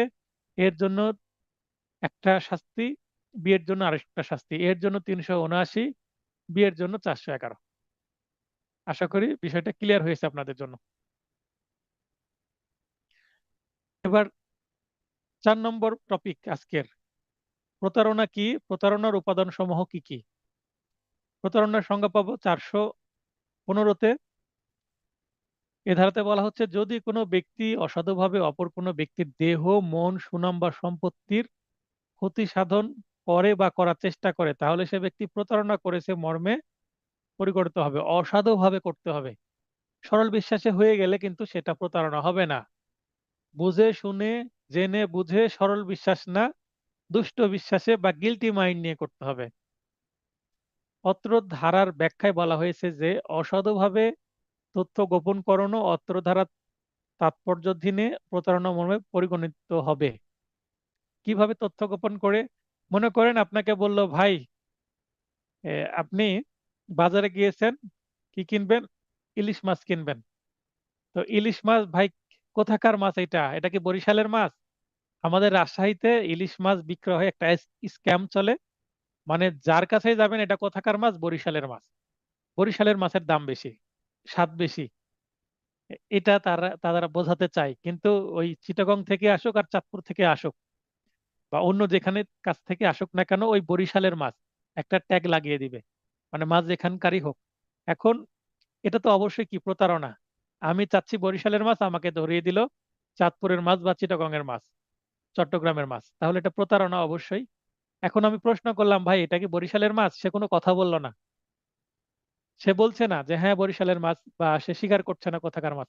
আমি জিজ্ঞাসা করছি এটা কি বরিশালের মাছ? সে কোনো কথা বললো না। আমি ধরে নিলাম যে নীরবতাই সম্মতির লক্ষণ, মানে আমি ধরে নিচ্ছি সেটা বরিশালের মাছ। আদৌ সেটা বরিশালের মাছ না, সেটা চট্টগ্রামের মাছ। তাহলে সেটা কিন্তু ওই যে তথ্য গোপন রেখে আমার সাথে প্রতারণা করলো। কখনো কখনো সম্মতি আদায়ের সময় এমন পরিস্থিতির উদ্ভব হয় যখন নীরবতা কথা বলার সমান কার্যকারিতা লাভ করে, মানে নীরব থাকলেই কথা বলার কাজ হয়ে যাবে। এক্ষেত্রে নীরবতার দ্বারা প্রতারণা সংঘটিত হয়েছে বলে গণ্য হবে। যেমন ক এর নিকট একটি কারখানার কিছু মেশিন কিনতে চান। আমি একটু আগে যেটা ইলিশের উদাহরণ দিলাম, এই ধরনের উদাহরণ এখানে আছে। এক্ষেত্রে কে বলে যে আপনি যদি অস্বীকার না করেন তাহলে আমি ধরে নিব মেশিন সচল আছে। মানে মেশিন কিনতে গেছি, মেশিন ঠিক আছে তো? ভাই মেশিন ঠিক আছে তো? এখন মালিক মানে দোকানদার কোনো কথা বললো না, আমি ধরে নিলাম ঠিক আছে, হয়তোবা ব্যস্ততার কারণে কথা বলছে না।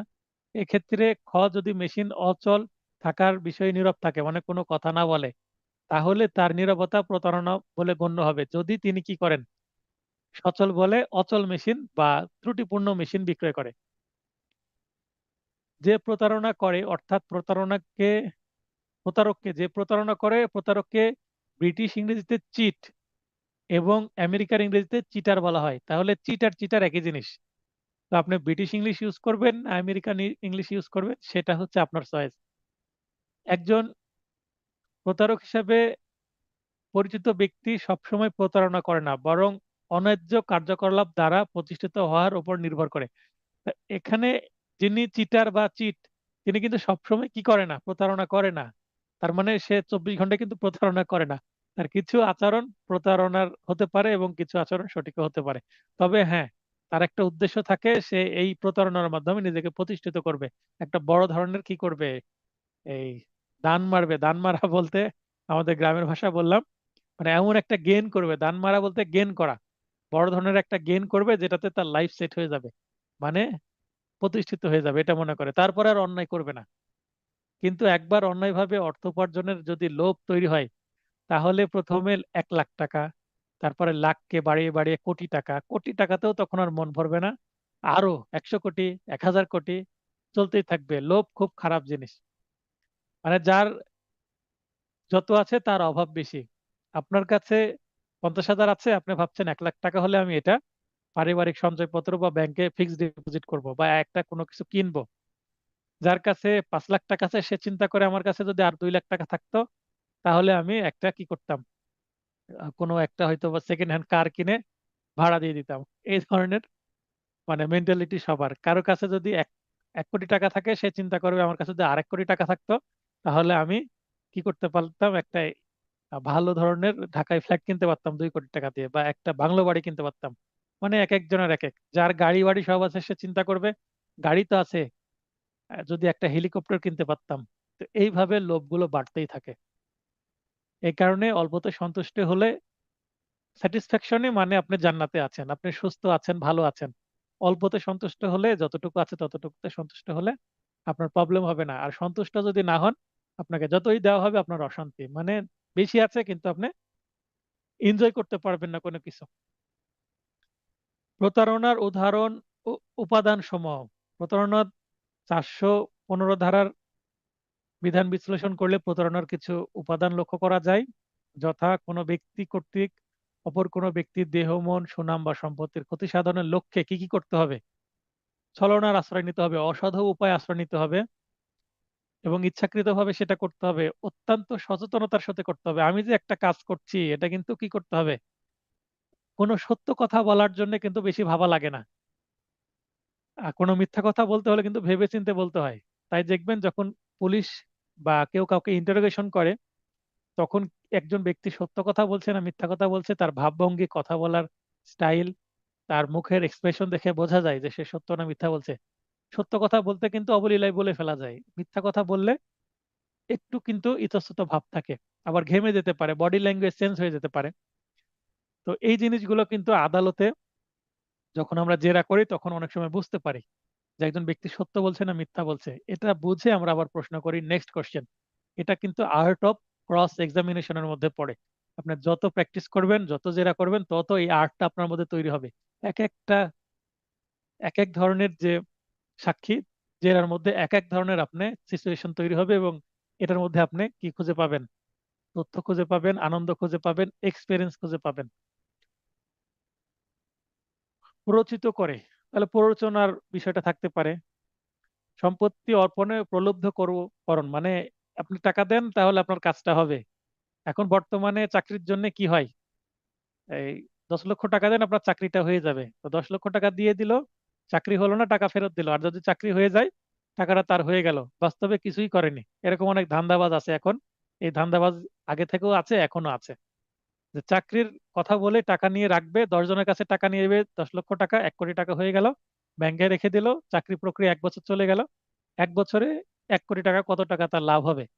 এখন এই 10 জনের মধ্যে 5 জনের চাকরি মেরিটে হয়ে গেল, মানে মেধাবী ছিল, 5 জনের হয়ে গেল, হলো না, তাহলে 50 লক্ষ টাকা ফেরত দিল, 50 লক্ষ টাকা থাকলো, আবার লাভগুলো তো আছে। খুব দারুণ বিজনেস। এটাও কিন্তু একটা প্রতারণা। অন্যভাবে ক্ষতি সাধন বা ক্ষতির সম্ভাবনা সৃষ্টিকরণ, এগুলো হচ্ছে প্রতারণার উপাদান। দৃষ্টান্ত সহকারে, দৃষ্টান্ত মানে কি উদাহরণ, এখানে এই উদাহরণটা আবার কেস ল থেকে দিতে হবে। তার মানে এখানে কেস রেফারেন্সের কথা বলা হচ্ছে, দৃষ্টান্ত বলতে উদাহরণ বা কেস রেফারেন্সকে বলা হচ্ছে। বা দৃষ্টান্ত সহকারে মিথ্যা পরিচয় প্রতারণা ব্যাখ্যা করুন। মিথ্যা পরিচয়ে প্রতারণার সংজ্ঞা দেওয়া হয়েছে 416 ধারায়। 416 ধারার বিধান মতে কোনো ব্যক্তি যদি অপর কোনো প্রকৃত বা কল্পিত ব্যক্তির ছদ্মবেশ ধারণ করে, প্রকৃত ব্যক্তি মনে করেন রহিম নামে একজন ব্যক্তি আছে, তার এলাকায় আরেকটা করিম নামে ব্যক্তি আছে, তো রহিম নিজেকে করিম পরিচয় দিচ্ছে, তো যার পরিচয় দিচ্ছে সেই ব্যক্তি বাস্তবে এক্সিস্ট করে, মানে এই ধরনের ব্যক্তি আছে, এরকম অন্য একজন ব্যক্তির ছদ্মবেশ ধারণ করছে, নিজেকে রহিম বলে পরিচয় না দিয়ে বলছে আমি করিম। অথবা সে একজন সাধারণ কনস্টেবল পুলিশের, সে পরিচয় দিচ্ছে আমি একজন এসআই, বা আমি একজন ইন্সপেক্টর, বা আমি এই থানার ওসি, মানে নিজের পজিশনটা একটু উপরের দিকে নিয়ে চিন্তা করছে। তো সেটাও ছদ্মবেশ ধারণ করা, মানে আমি যা না তা ধারণ করা। কল্পিত ব্যক্তি মনে করেন রহিম বলছে যে অমুক গ্রামের বাড়ি আমার, আমার নাম হচ্ছে একটা, মনে করেন এক্স নাম বলে দিল। তো এই যে মিস্টার এক্স নাম ধারণ করছে, অমুক গ্রামের অমুক একটা ঠিকানা দিচ্ছে, বাস্তবে ওই ঠিকানায় গেলে দেখা যাবে ওই নামে কোনো ব্যক্তি নাই। মানে এই পুরো ব্যক্তির যে ছদ্মবেশ ধারণ করলো, সেটা তার ইমাজিনেশন। বাস্তবে এই ধরনের কোনো ব্যক্তি এক্সিস্ট করে না। তাহলে এক্সিস্টেড কোনো ব্যক্তি বা নন এক্সিস্টেড কোনো ব্যক্তির ছদ্মবেশ যদি ধারণ করে, তাহলে সেটা হয়ে যাবে কি 416 ধারার অপরাধ। অপর ব্যক্তি হিসাবে নিজের পরিচয় দানপূর্বক প্রতারণা সংঘটিত করে, তবে তা মিথ্যা পরিচয় প্রতারণা হিসেবে বিবেচিত হবে। মনে করেন আপনার এখানে, আমি যেটাতে আছি 7 তলা ভবন, এখানে অনেকগুলো ফ্ল্যাট আছে। মাঝে মধ্যে আমিও অনলাইনে কি করি, অর্ডার করি বই বা অন্যান্য ইলেকট্রনিক্স যন্ত্রপাতি ঢাকা থেকে চলে আসে। তো যখন মনে করেন অন্য কেউ অর্ডার করলো, আমি অর্ডার করলাম, এখন একটা কি আসছে, প্রোডাক্ট আসছে। প্রোডাক্ট যখন নিচে আসলো, এখন আমাকে বলছে যে আপনি কি মিস্টার ওয়াই? তো আমি বললাম হ্যাঁ আমি ওয়াই। তো তখন কি করবে, আমি যদি ওয়াই এর নাম করে সেই প্রোডাক্টটা নিয়ে নিই, তাহলে এটা কিন্তু ওয়াই এর ছদ্মবেশ ধরে আমি সম্পত্তিটা নিয়ে নিলাম। তো এটা কি হবে, প্রতারণা হবে। কার সাথে হবে? ডেলিভারি ম্যানের সাথে হবে। এবার আমরা দৃষ্টান্ত বা কেস ল। কুইন বনাম অ্যাপাসামি, নিশ্চয়ই ইন্ডিয়ান ব্যক্তি এটা, 1889 সালের এটা মামলা। তাহলে এটা কি ব্রিটিশ আমলের? ILR 12 মাদ্রাজ মাদ্রাজ কোর্টের এটা মামলা, 151 পৃষ্ঠায় আছে। এই মামলার ঘটনা এই যে বিশ্ববিদ্যালয়ের পরীক্ষায় ক মিথ্যা পরিচয় দানপূর্বক খ এর প্রতিনিধি হিসেবে অংশগ্রহণ করে। মানে পরীক্ষার্থীকে ক, পরীক্ষার্থীকে খ, কিন্তু প্রক্সি দেওয়া এটাকে আমরা বলি। তো খ এর পরিবর্তে চলে গেছে কে, মনে করেন খ কে আমরা খলিল বলি, খলিলের পরিবর্তে চলে গেছে করিম, তার বড় ভাই বা বন্ধু, বা টাকার বিনিময়ে যার কাজ পরীক্ষা দেওয়া। তাহলে ক খ এর নামে পরীক্ষার খাতায় উত্তর লেখে। অত্র মামলার সিদ্ধান্ত দ্বারা এই মর্মে দৃষ্টান্ত স্থাপন করে যে ক জালিয়াতি ও অপরের রূপ ধারণপূর্বক মিথ্যা পরিচয়ে প্রতারণা করেছে। এখানে ওই যে অন্যের পরিচয় দিল যখন মৌখিকভাবে, তখন সেইটা 416 ধারার অপরাধ হলো। এই যে খ নিজেকে ক বলে দাবি করছে এবং পরীক্ষার হলে বসছে, এটা হচ্ছে অপরের রূপ ধারণপূর্বক মিথ্যা পরিচয় প্রতারণা করা। এতটুকু ঠিক আছে, কিন্তু জালিয়াতি কেন আসলো? ওই যে পরীক্ষার খাতায় ডকুমেন্টে যে সে নাম লিখেছে, সে খ কিন্তু নাম লিখছে ক এর, স্বাক্ষর দিল ক এর। তাহলে এটা ডকুমেন্টারি যে প্রতারণা, ডকুমেন্টারি প্রতারণাকে অ্যাকচুয়ালি জালিয়াতি বলে। তো যেহেতু পরীক্ষার খাতায় সে লিখেছে, তাই সে জালিয়াতিও করেছে এবং প্রতারণাও করেছে, 2 in 1, দুইটি অপরাধ হবে। এবং এটা আপনারা লিখে নিতে পারেন নিচে, জালিয়াতির নিচে আপনারা লিখে নিতে পারেন যে আহ, কোনো দলিল সংক্রান্ত প্রতারণা যেটা, সেটাই কিন্তু জালিয়াতি, বা কোনো মিথ্যা দলিল সৃষ্টি করলে সেটা জালিয়াতি হবে। তো জালিয়াতির মেবি আমরা আজকেই সংজ্ঞাটা পড়বো পরবর্তীতে। পরের প্রশ্ন, ক খ কে এই নিশ্চয়তা 20 লক্ষ টাকা প্রদানের জন্য উৎসাহিত করে যে ওই টাকা দিয়ে ক 20টি এনওসি এবং ভিসা সংগ্রহ করে দিবে, কিন্তু ক উক্ত প্রতিশ্রুতি রক্ষা করতে ব্যর্থ হয় এবং হয় নিকট হতে কোনো টাকা নেওয়ার বিষয়টি চূড়ান্তভাবে পরবর্তীতে অস্বীকার করে। কোন ধারায় ক অপরাধ করেছে বা কি অপরাধ করেছে ব্যাখ্যা করুন। এইটা 420 ধারা হবে। 415-16 ধারা শুধু প্রতারণা, কিন্তু প্রতারণার সাথে যদি অর্থের কোনো লেনদেন থাকে, অর্থ লেনদেন করতে বাধ্য করে বা প্রলুব্ধ করে, বাধ্য না তো, এটা প্রলুব্ধ করে, মানে ফুসলায় যেটাকে, যে আপনি টাকা দেন তাহলে কি হবে, আমি চাকরি নিয়ে দিব। তো টাকা যদি দিয়ে দেওয়া হয় তখন সেটা 420। আপনি টাকা দেন, আপনাকে বিদেশে পাঠাবো, আপনি টাকা দেন, আমি এই কাজটা করে দেব। সে কাজটা বৈধ হোক বা অবৈধ হোক, সে কাজটা অ্যাকচুয়ালি করে দিল না। বৈধ কাজের জন্য টাকা লেনদেন হতে পারে, অবৈধ কাজের জন্য টাকা লেনদেন হতে পারে। উভয় ক্ষেত্রে 420 ধারা প্রযোজ্য হবে, যদি আলটিমেটলি ওই কাজটি করে দেয় না দেয় বা টাকা ফেরত না দেয়।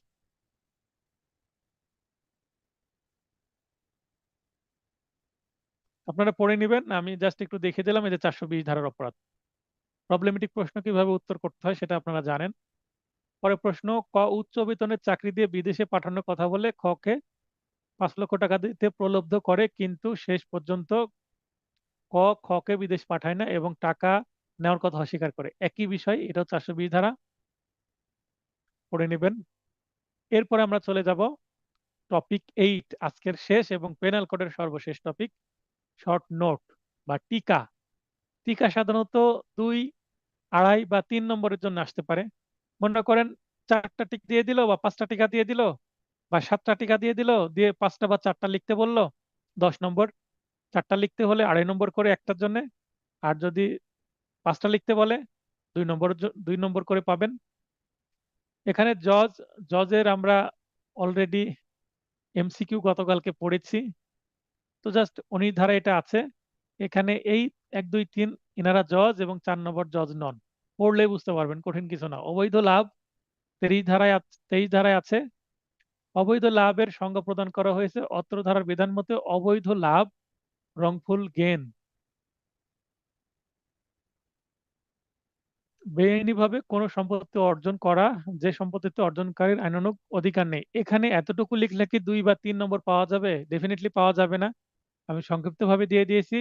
যদি এটা আসে কি করবেন, এটার সাথে একটা বানিয়ে উদাহরণ দিয়ে দিবেন, হয়ে গেল। অবৈধ ক্ষতি কি, এটাও 23 ধারাতে আছে। অসাধুভাবে কি, এটা 24 ধারাতে আছে।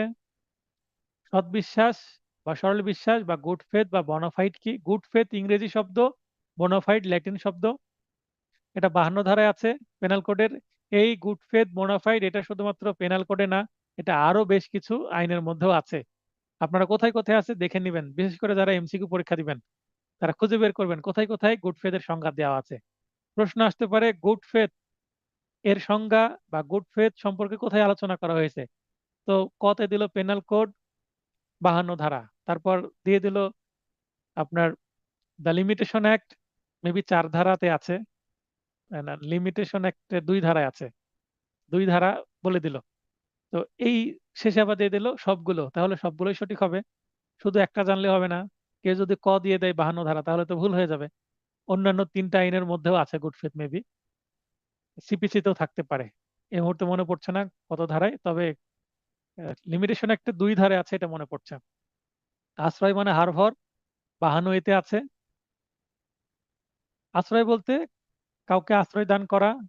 এখন কাউকে যদি বাড়িতে আশ্রয় দেন, তাহলে তাকে বসবাসের স্থান মানে শোয়ার জন্য একটা বিছানা দিতে হবে, খাদ্য দিতে হবে, পানীয় দিতে হবে, অর্থ দিতে হবে সে যদি কোনো কিছু করতে চায় সেক্ষেত্রে, পোশাক দিতে হবে সে যদি কোনো পোশাক না নিয়ে আসে অতিরিক্ত, অস্ত্র বা বিস্ফোরক দিয়ে কোনো অপরাধে সহযোগিতা করতে পারেন, বা সে এক জায়গা থেকে আরেক জায়গায় যাচ্ছে, আপনার মোটরসাইকেল বা আপনার গাড়িতে করে নিয়ে গেলেন, এই সবগুলোকেই কি বলা হবে, হারবার বা আশ্রয় দেওয়া।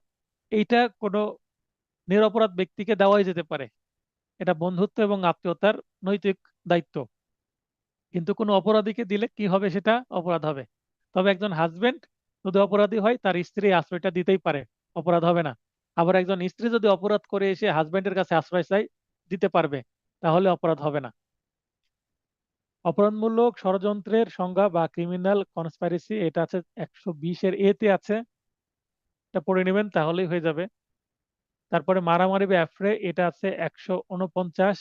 এগুলো এমসিকিউ যারা বেঁচে আছেন তারা বিস্তারিত পাবেন। অলরেডি আমি পেনাল কোডের একটা 1 মাসের রুটিন দিয়ে দিয়েছি, 1 মাস ধরে চলবে পেনাল কোড। তো মারামারি করতে হলে অত্র ধারার বিধান মতে 2 বা ততোধিক ব্যক্তি প্রকাশ্য স্থানে ওপেন প্লেসে হতে হবে, ঝগড়া করে বা পাবলিক প্লেস। গণশান্তি ভঙ্গ করলে তাকে মারামারি বলে। মারামারি সংগঠনের জন্য সর্বনিম্ন 2 জন ব্যক্তির অংশগ্রহণ আবশ্যক। মারামারি কিন্তু হাতাহাতি না, মুখে মুখে মারামারি হয়, মানে একজন আরেকজনের সাথে কি হবে, মুখামুখি হবে। আর হাতাহাতি করলেও একজন আরেকজনকে কি আঘাত করবে না। আঘাত করলে কিন্তু 323 হার্ট হয়ে যাবে। গুরুতর আঘাত করলে আবার সেটা 324, 25, 26 এদিকে চলে যাবে। তো 323, 24, 25, 26, 26 ক এগুলো হবে না কিন্তু। আবার এটা 338 ক পর্যন্ত আছে আঘাত সংক্রান্ত ধারা। তো আঘাত আর মারামারির মধ্যে সূক্ষ্ম পার্থক্য আছে, যে মারামারি মানে মুখে ঝগড়া করবে এবং কি করবে, হয়তোবা ধাক্কা দিচ্ছে, কিন্তু এই ধাক্কার ফলে আঘাতপ্রাপ্ত হবে না, এরকম হতে পারে। শারীরিক স্পর্শটা এখানে বাধ্যতামূলক না, কিন্তু আঘাতের ক্ষেত্রে আরেকজন ব্যক্তির গায়ে হাত দিয়ে বা কোনো বস্তু দিয়ে আঘাত করতে হবে। ইট ছুঁড়ে মারলেও সেটা আঘাত হয়ে যাবে, মারামারি না। তো আমরা মারামারি বলতে আঘাতকেই কিন্তু বোঝাই। তো মারামারি এই ধারার মানে মামলা আমি কখনো দেখিনি আমার প্র্যাকটিস জীবনে, কোর্টে কখনো দেখিনি। তো মারামারির মামলা না দিয়ে ওই 323-এরই মামলা দিবে। কেউ যদি ধাক্কাই দিয়ে দেয় বা শুধু গালিই দেয়, তবুও কিন্তু 323-এর মামলা করবে। এই 159-এর মামলা আমি হতে দেখি না। এর থেকে বিকল্প হচ্ছে 323। গণউপদ্রব বা উৎপাত, পাবলিক নুইসেন্স 268 ধারায় আছে। অত ধারা বিধান মতে কোনো কার্য বা কার্যবিরতির মাধ্যমে জনসাধারণ বা প্রতিবেশীগণের সম্পত্তির ক্ষতি, ব্যবহারে অসুবিধার সৃষ্টি, বিপদের আশঙ্কা সৃষ্টি, বিরক্তি উৎপাদন ইত্যাদির মাধ্যমে সাধারণ সমস্যা সৃষ্টি করাকে সাধারণ সমস্যা বলতে জনগণের জন্য অনেকের যেটা সমস্যা সেটাকে সাধারণ সমস্যা বলে। একজনের সমস্যা হলে সেটা সাধারণ সমস্যা না। সাধারণ বলতে জেনারেল পাবলিকের জন্য যে সমস্যা সেটা, তখন সেটা গণউপদ্রব বা উৎপাত হবে। ঠগ বা থাগ 310 ধারায় আছে।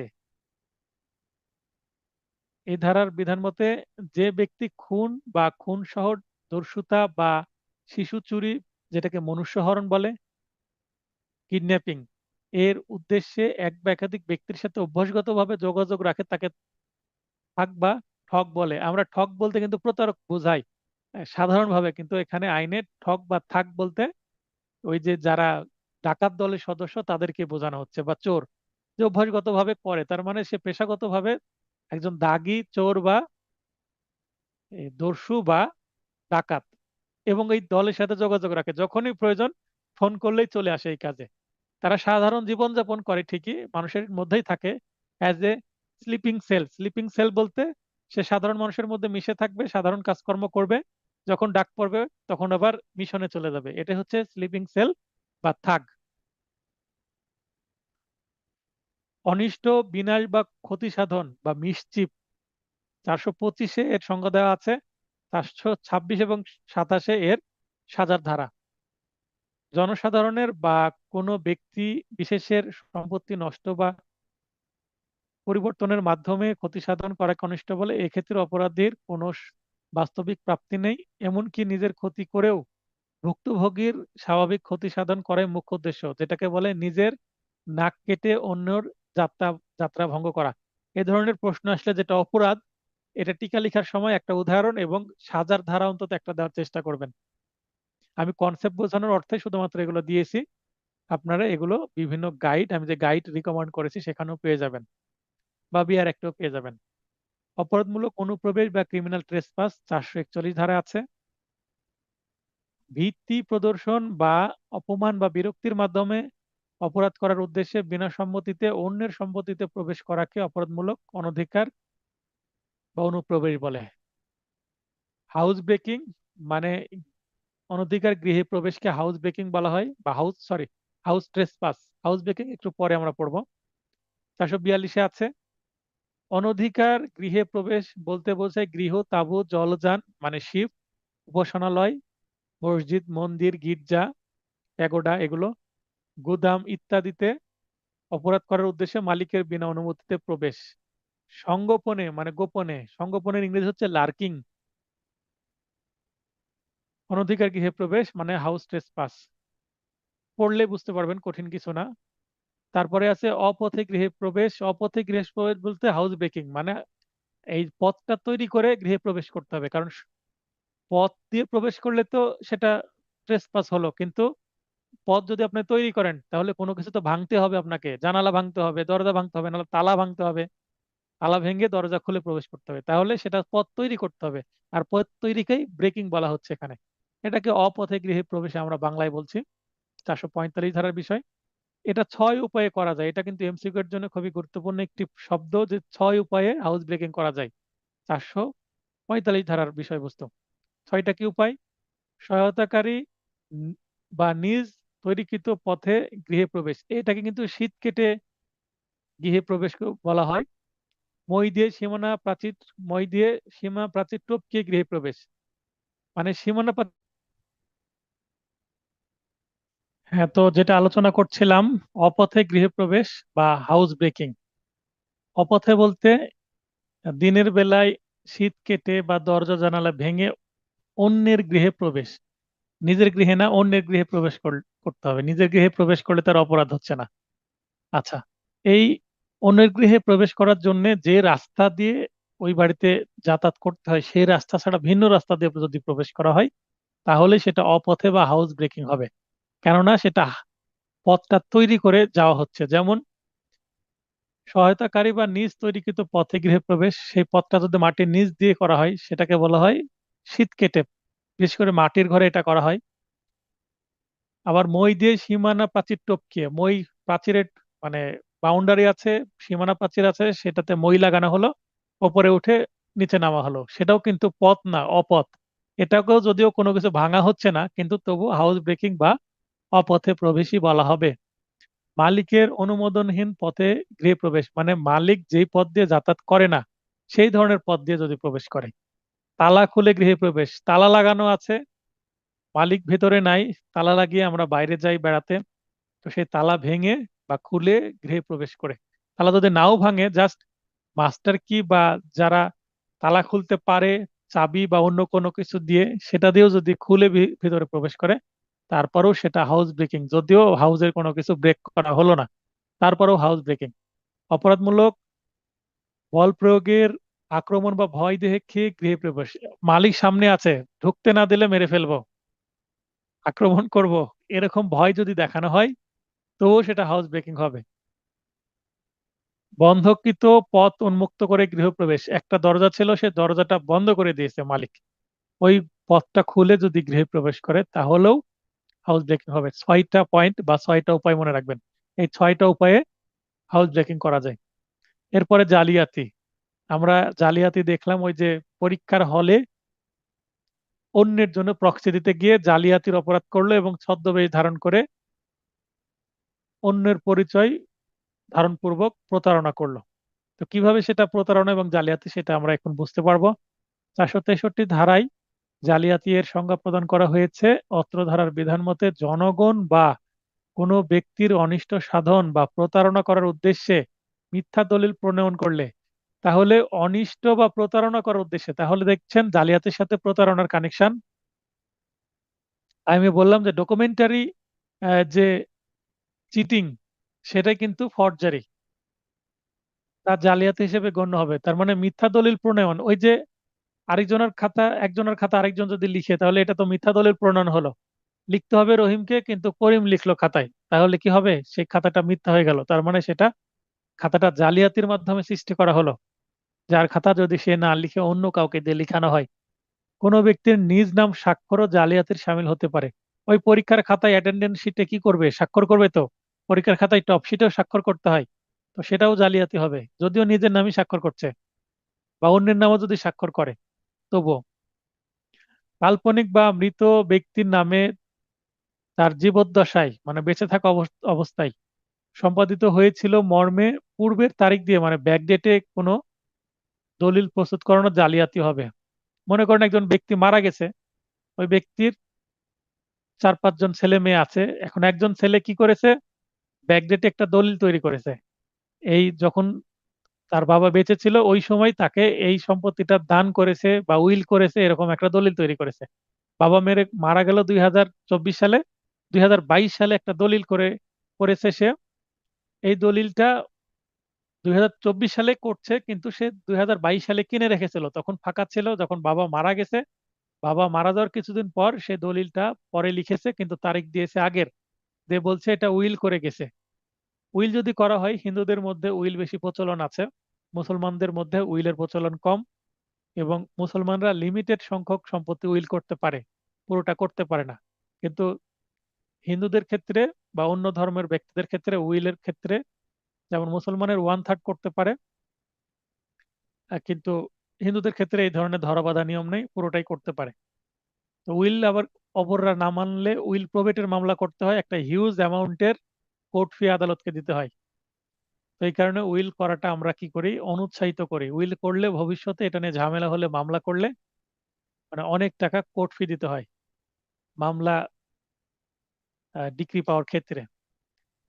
তো এই উইল তৈরি যদি করে মৃত ব্যক্তির, তাহলে সেটা জালিয়াতি হবে। মিথ্যা দলিল প্রস্তুতকরণ, মেকিং এ ফলস ডকুমেন্ট, এটা 463 ধারার ভিতরে বলা হচ্ছে মিথ্যা দলিল যদি প্রণয়ন করে সেটা জালিয়াতি, কাজটা জালিয়াতি হবে।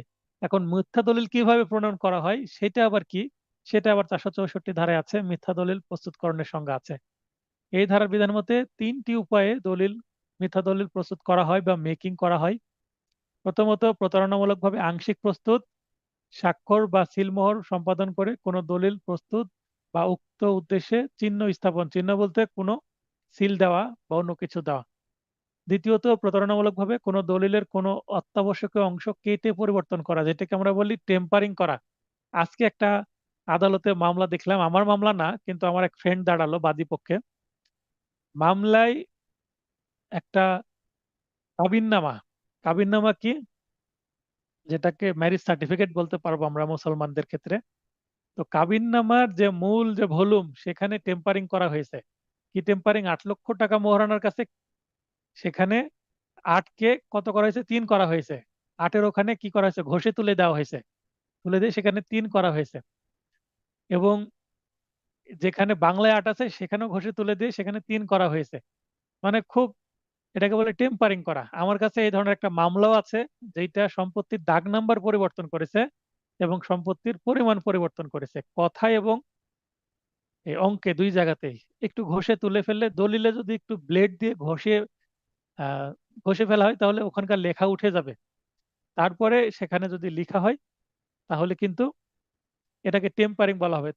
সূক্ষ্মভাবে দেখলে কিন্তু বোঝা যায় ঘষাঘষিটা।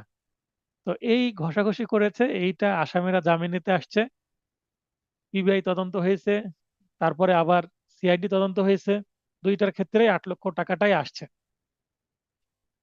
তো এটা মনে পড়ে গেল, এটা কিন্তু একটা জালিয়াতি।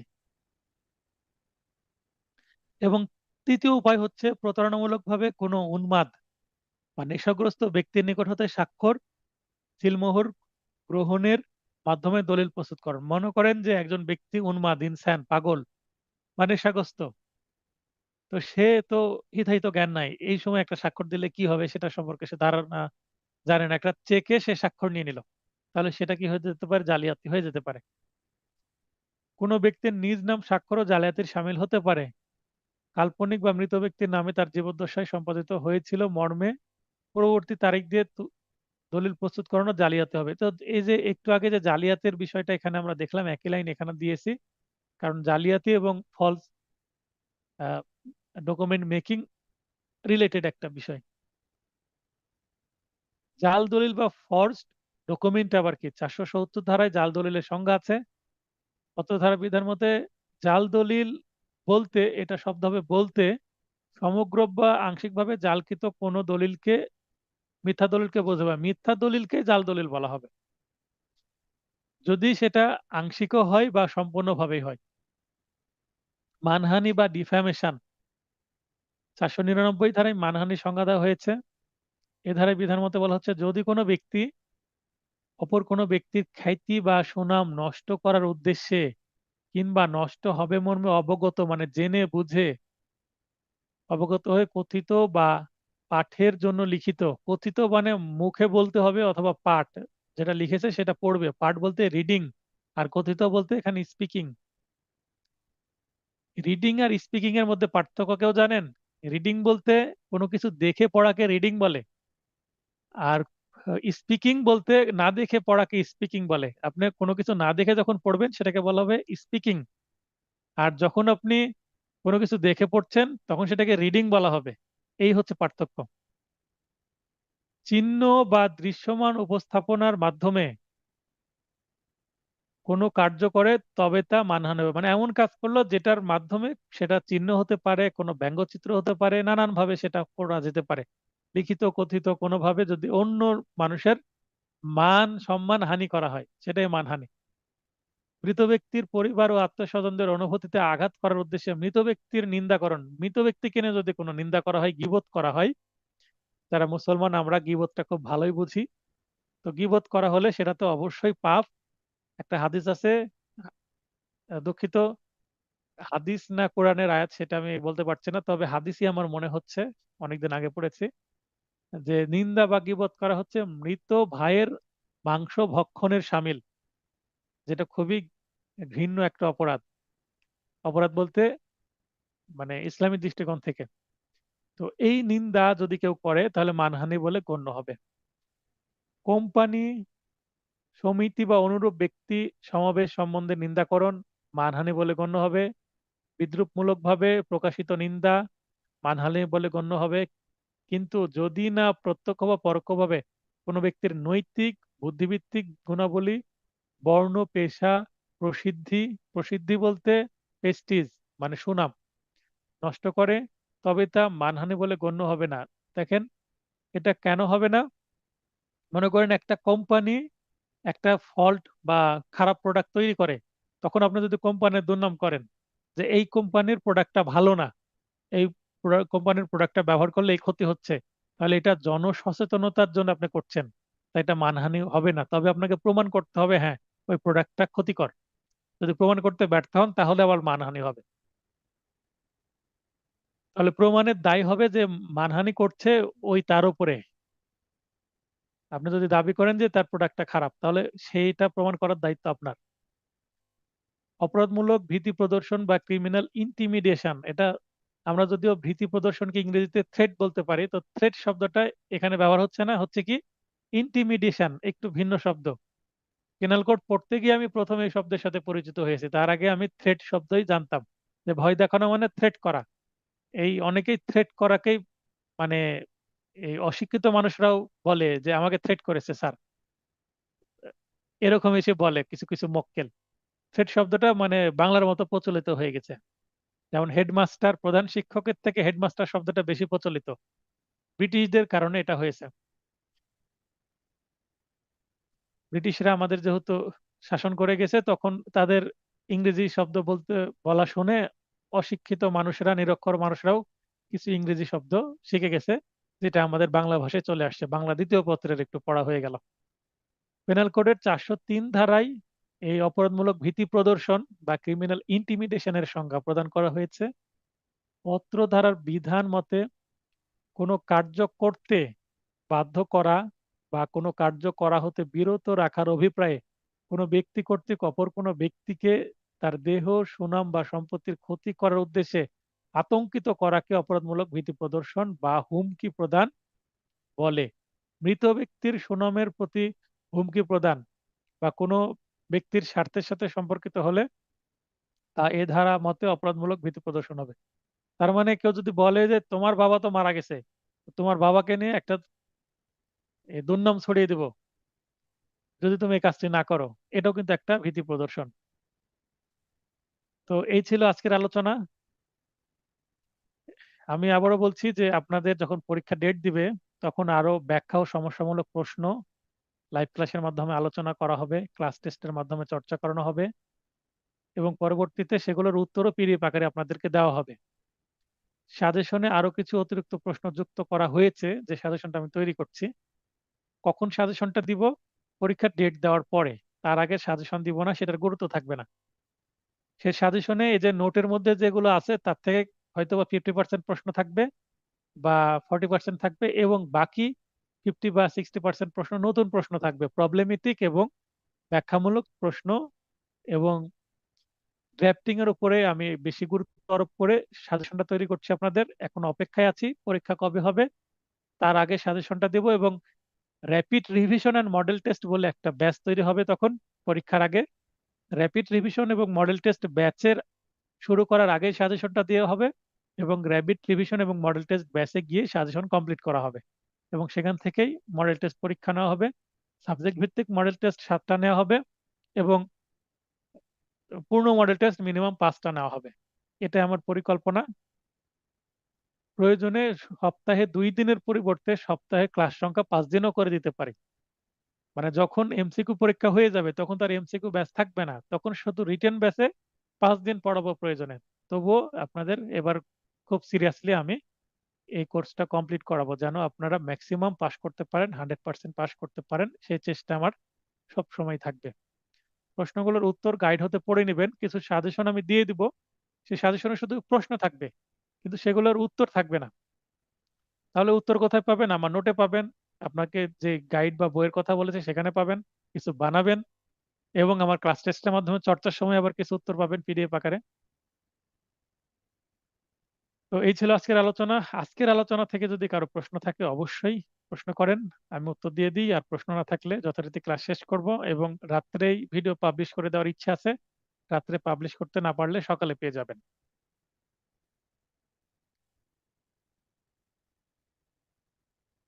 আর যেহেতু কেউ প্রশ্ন করছেন না, সেহেতু সকলের সুস্বাস্থ্য কামনা করে ক্লাসটি শেষ করছি। শুভরাত্রি।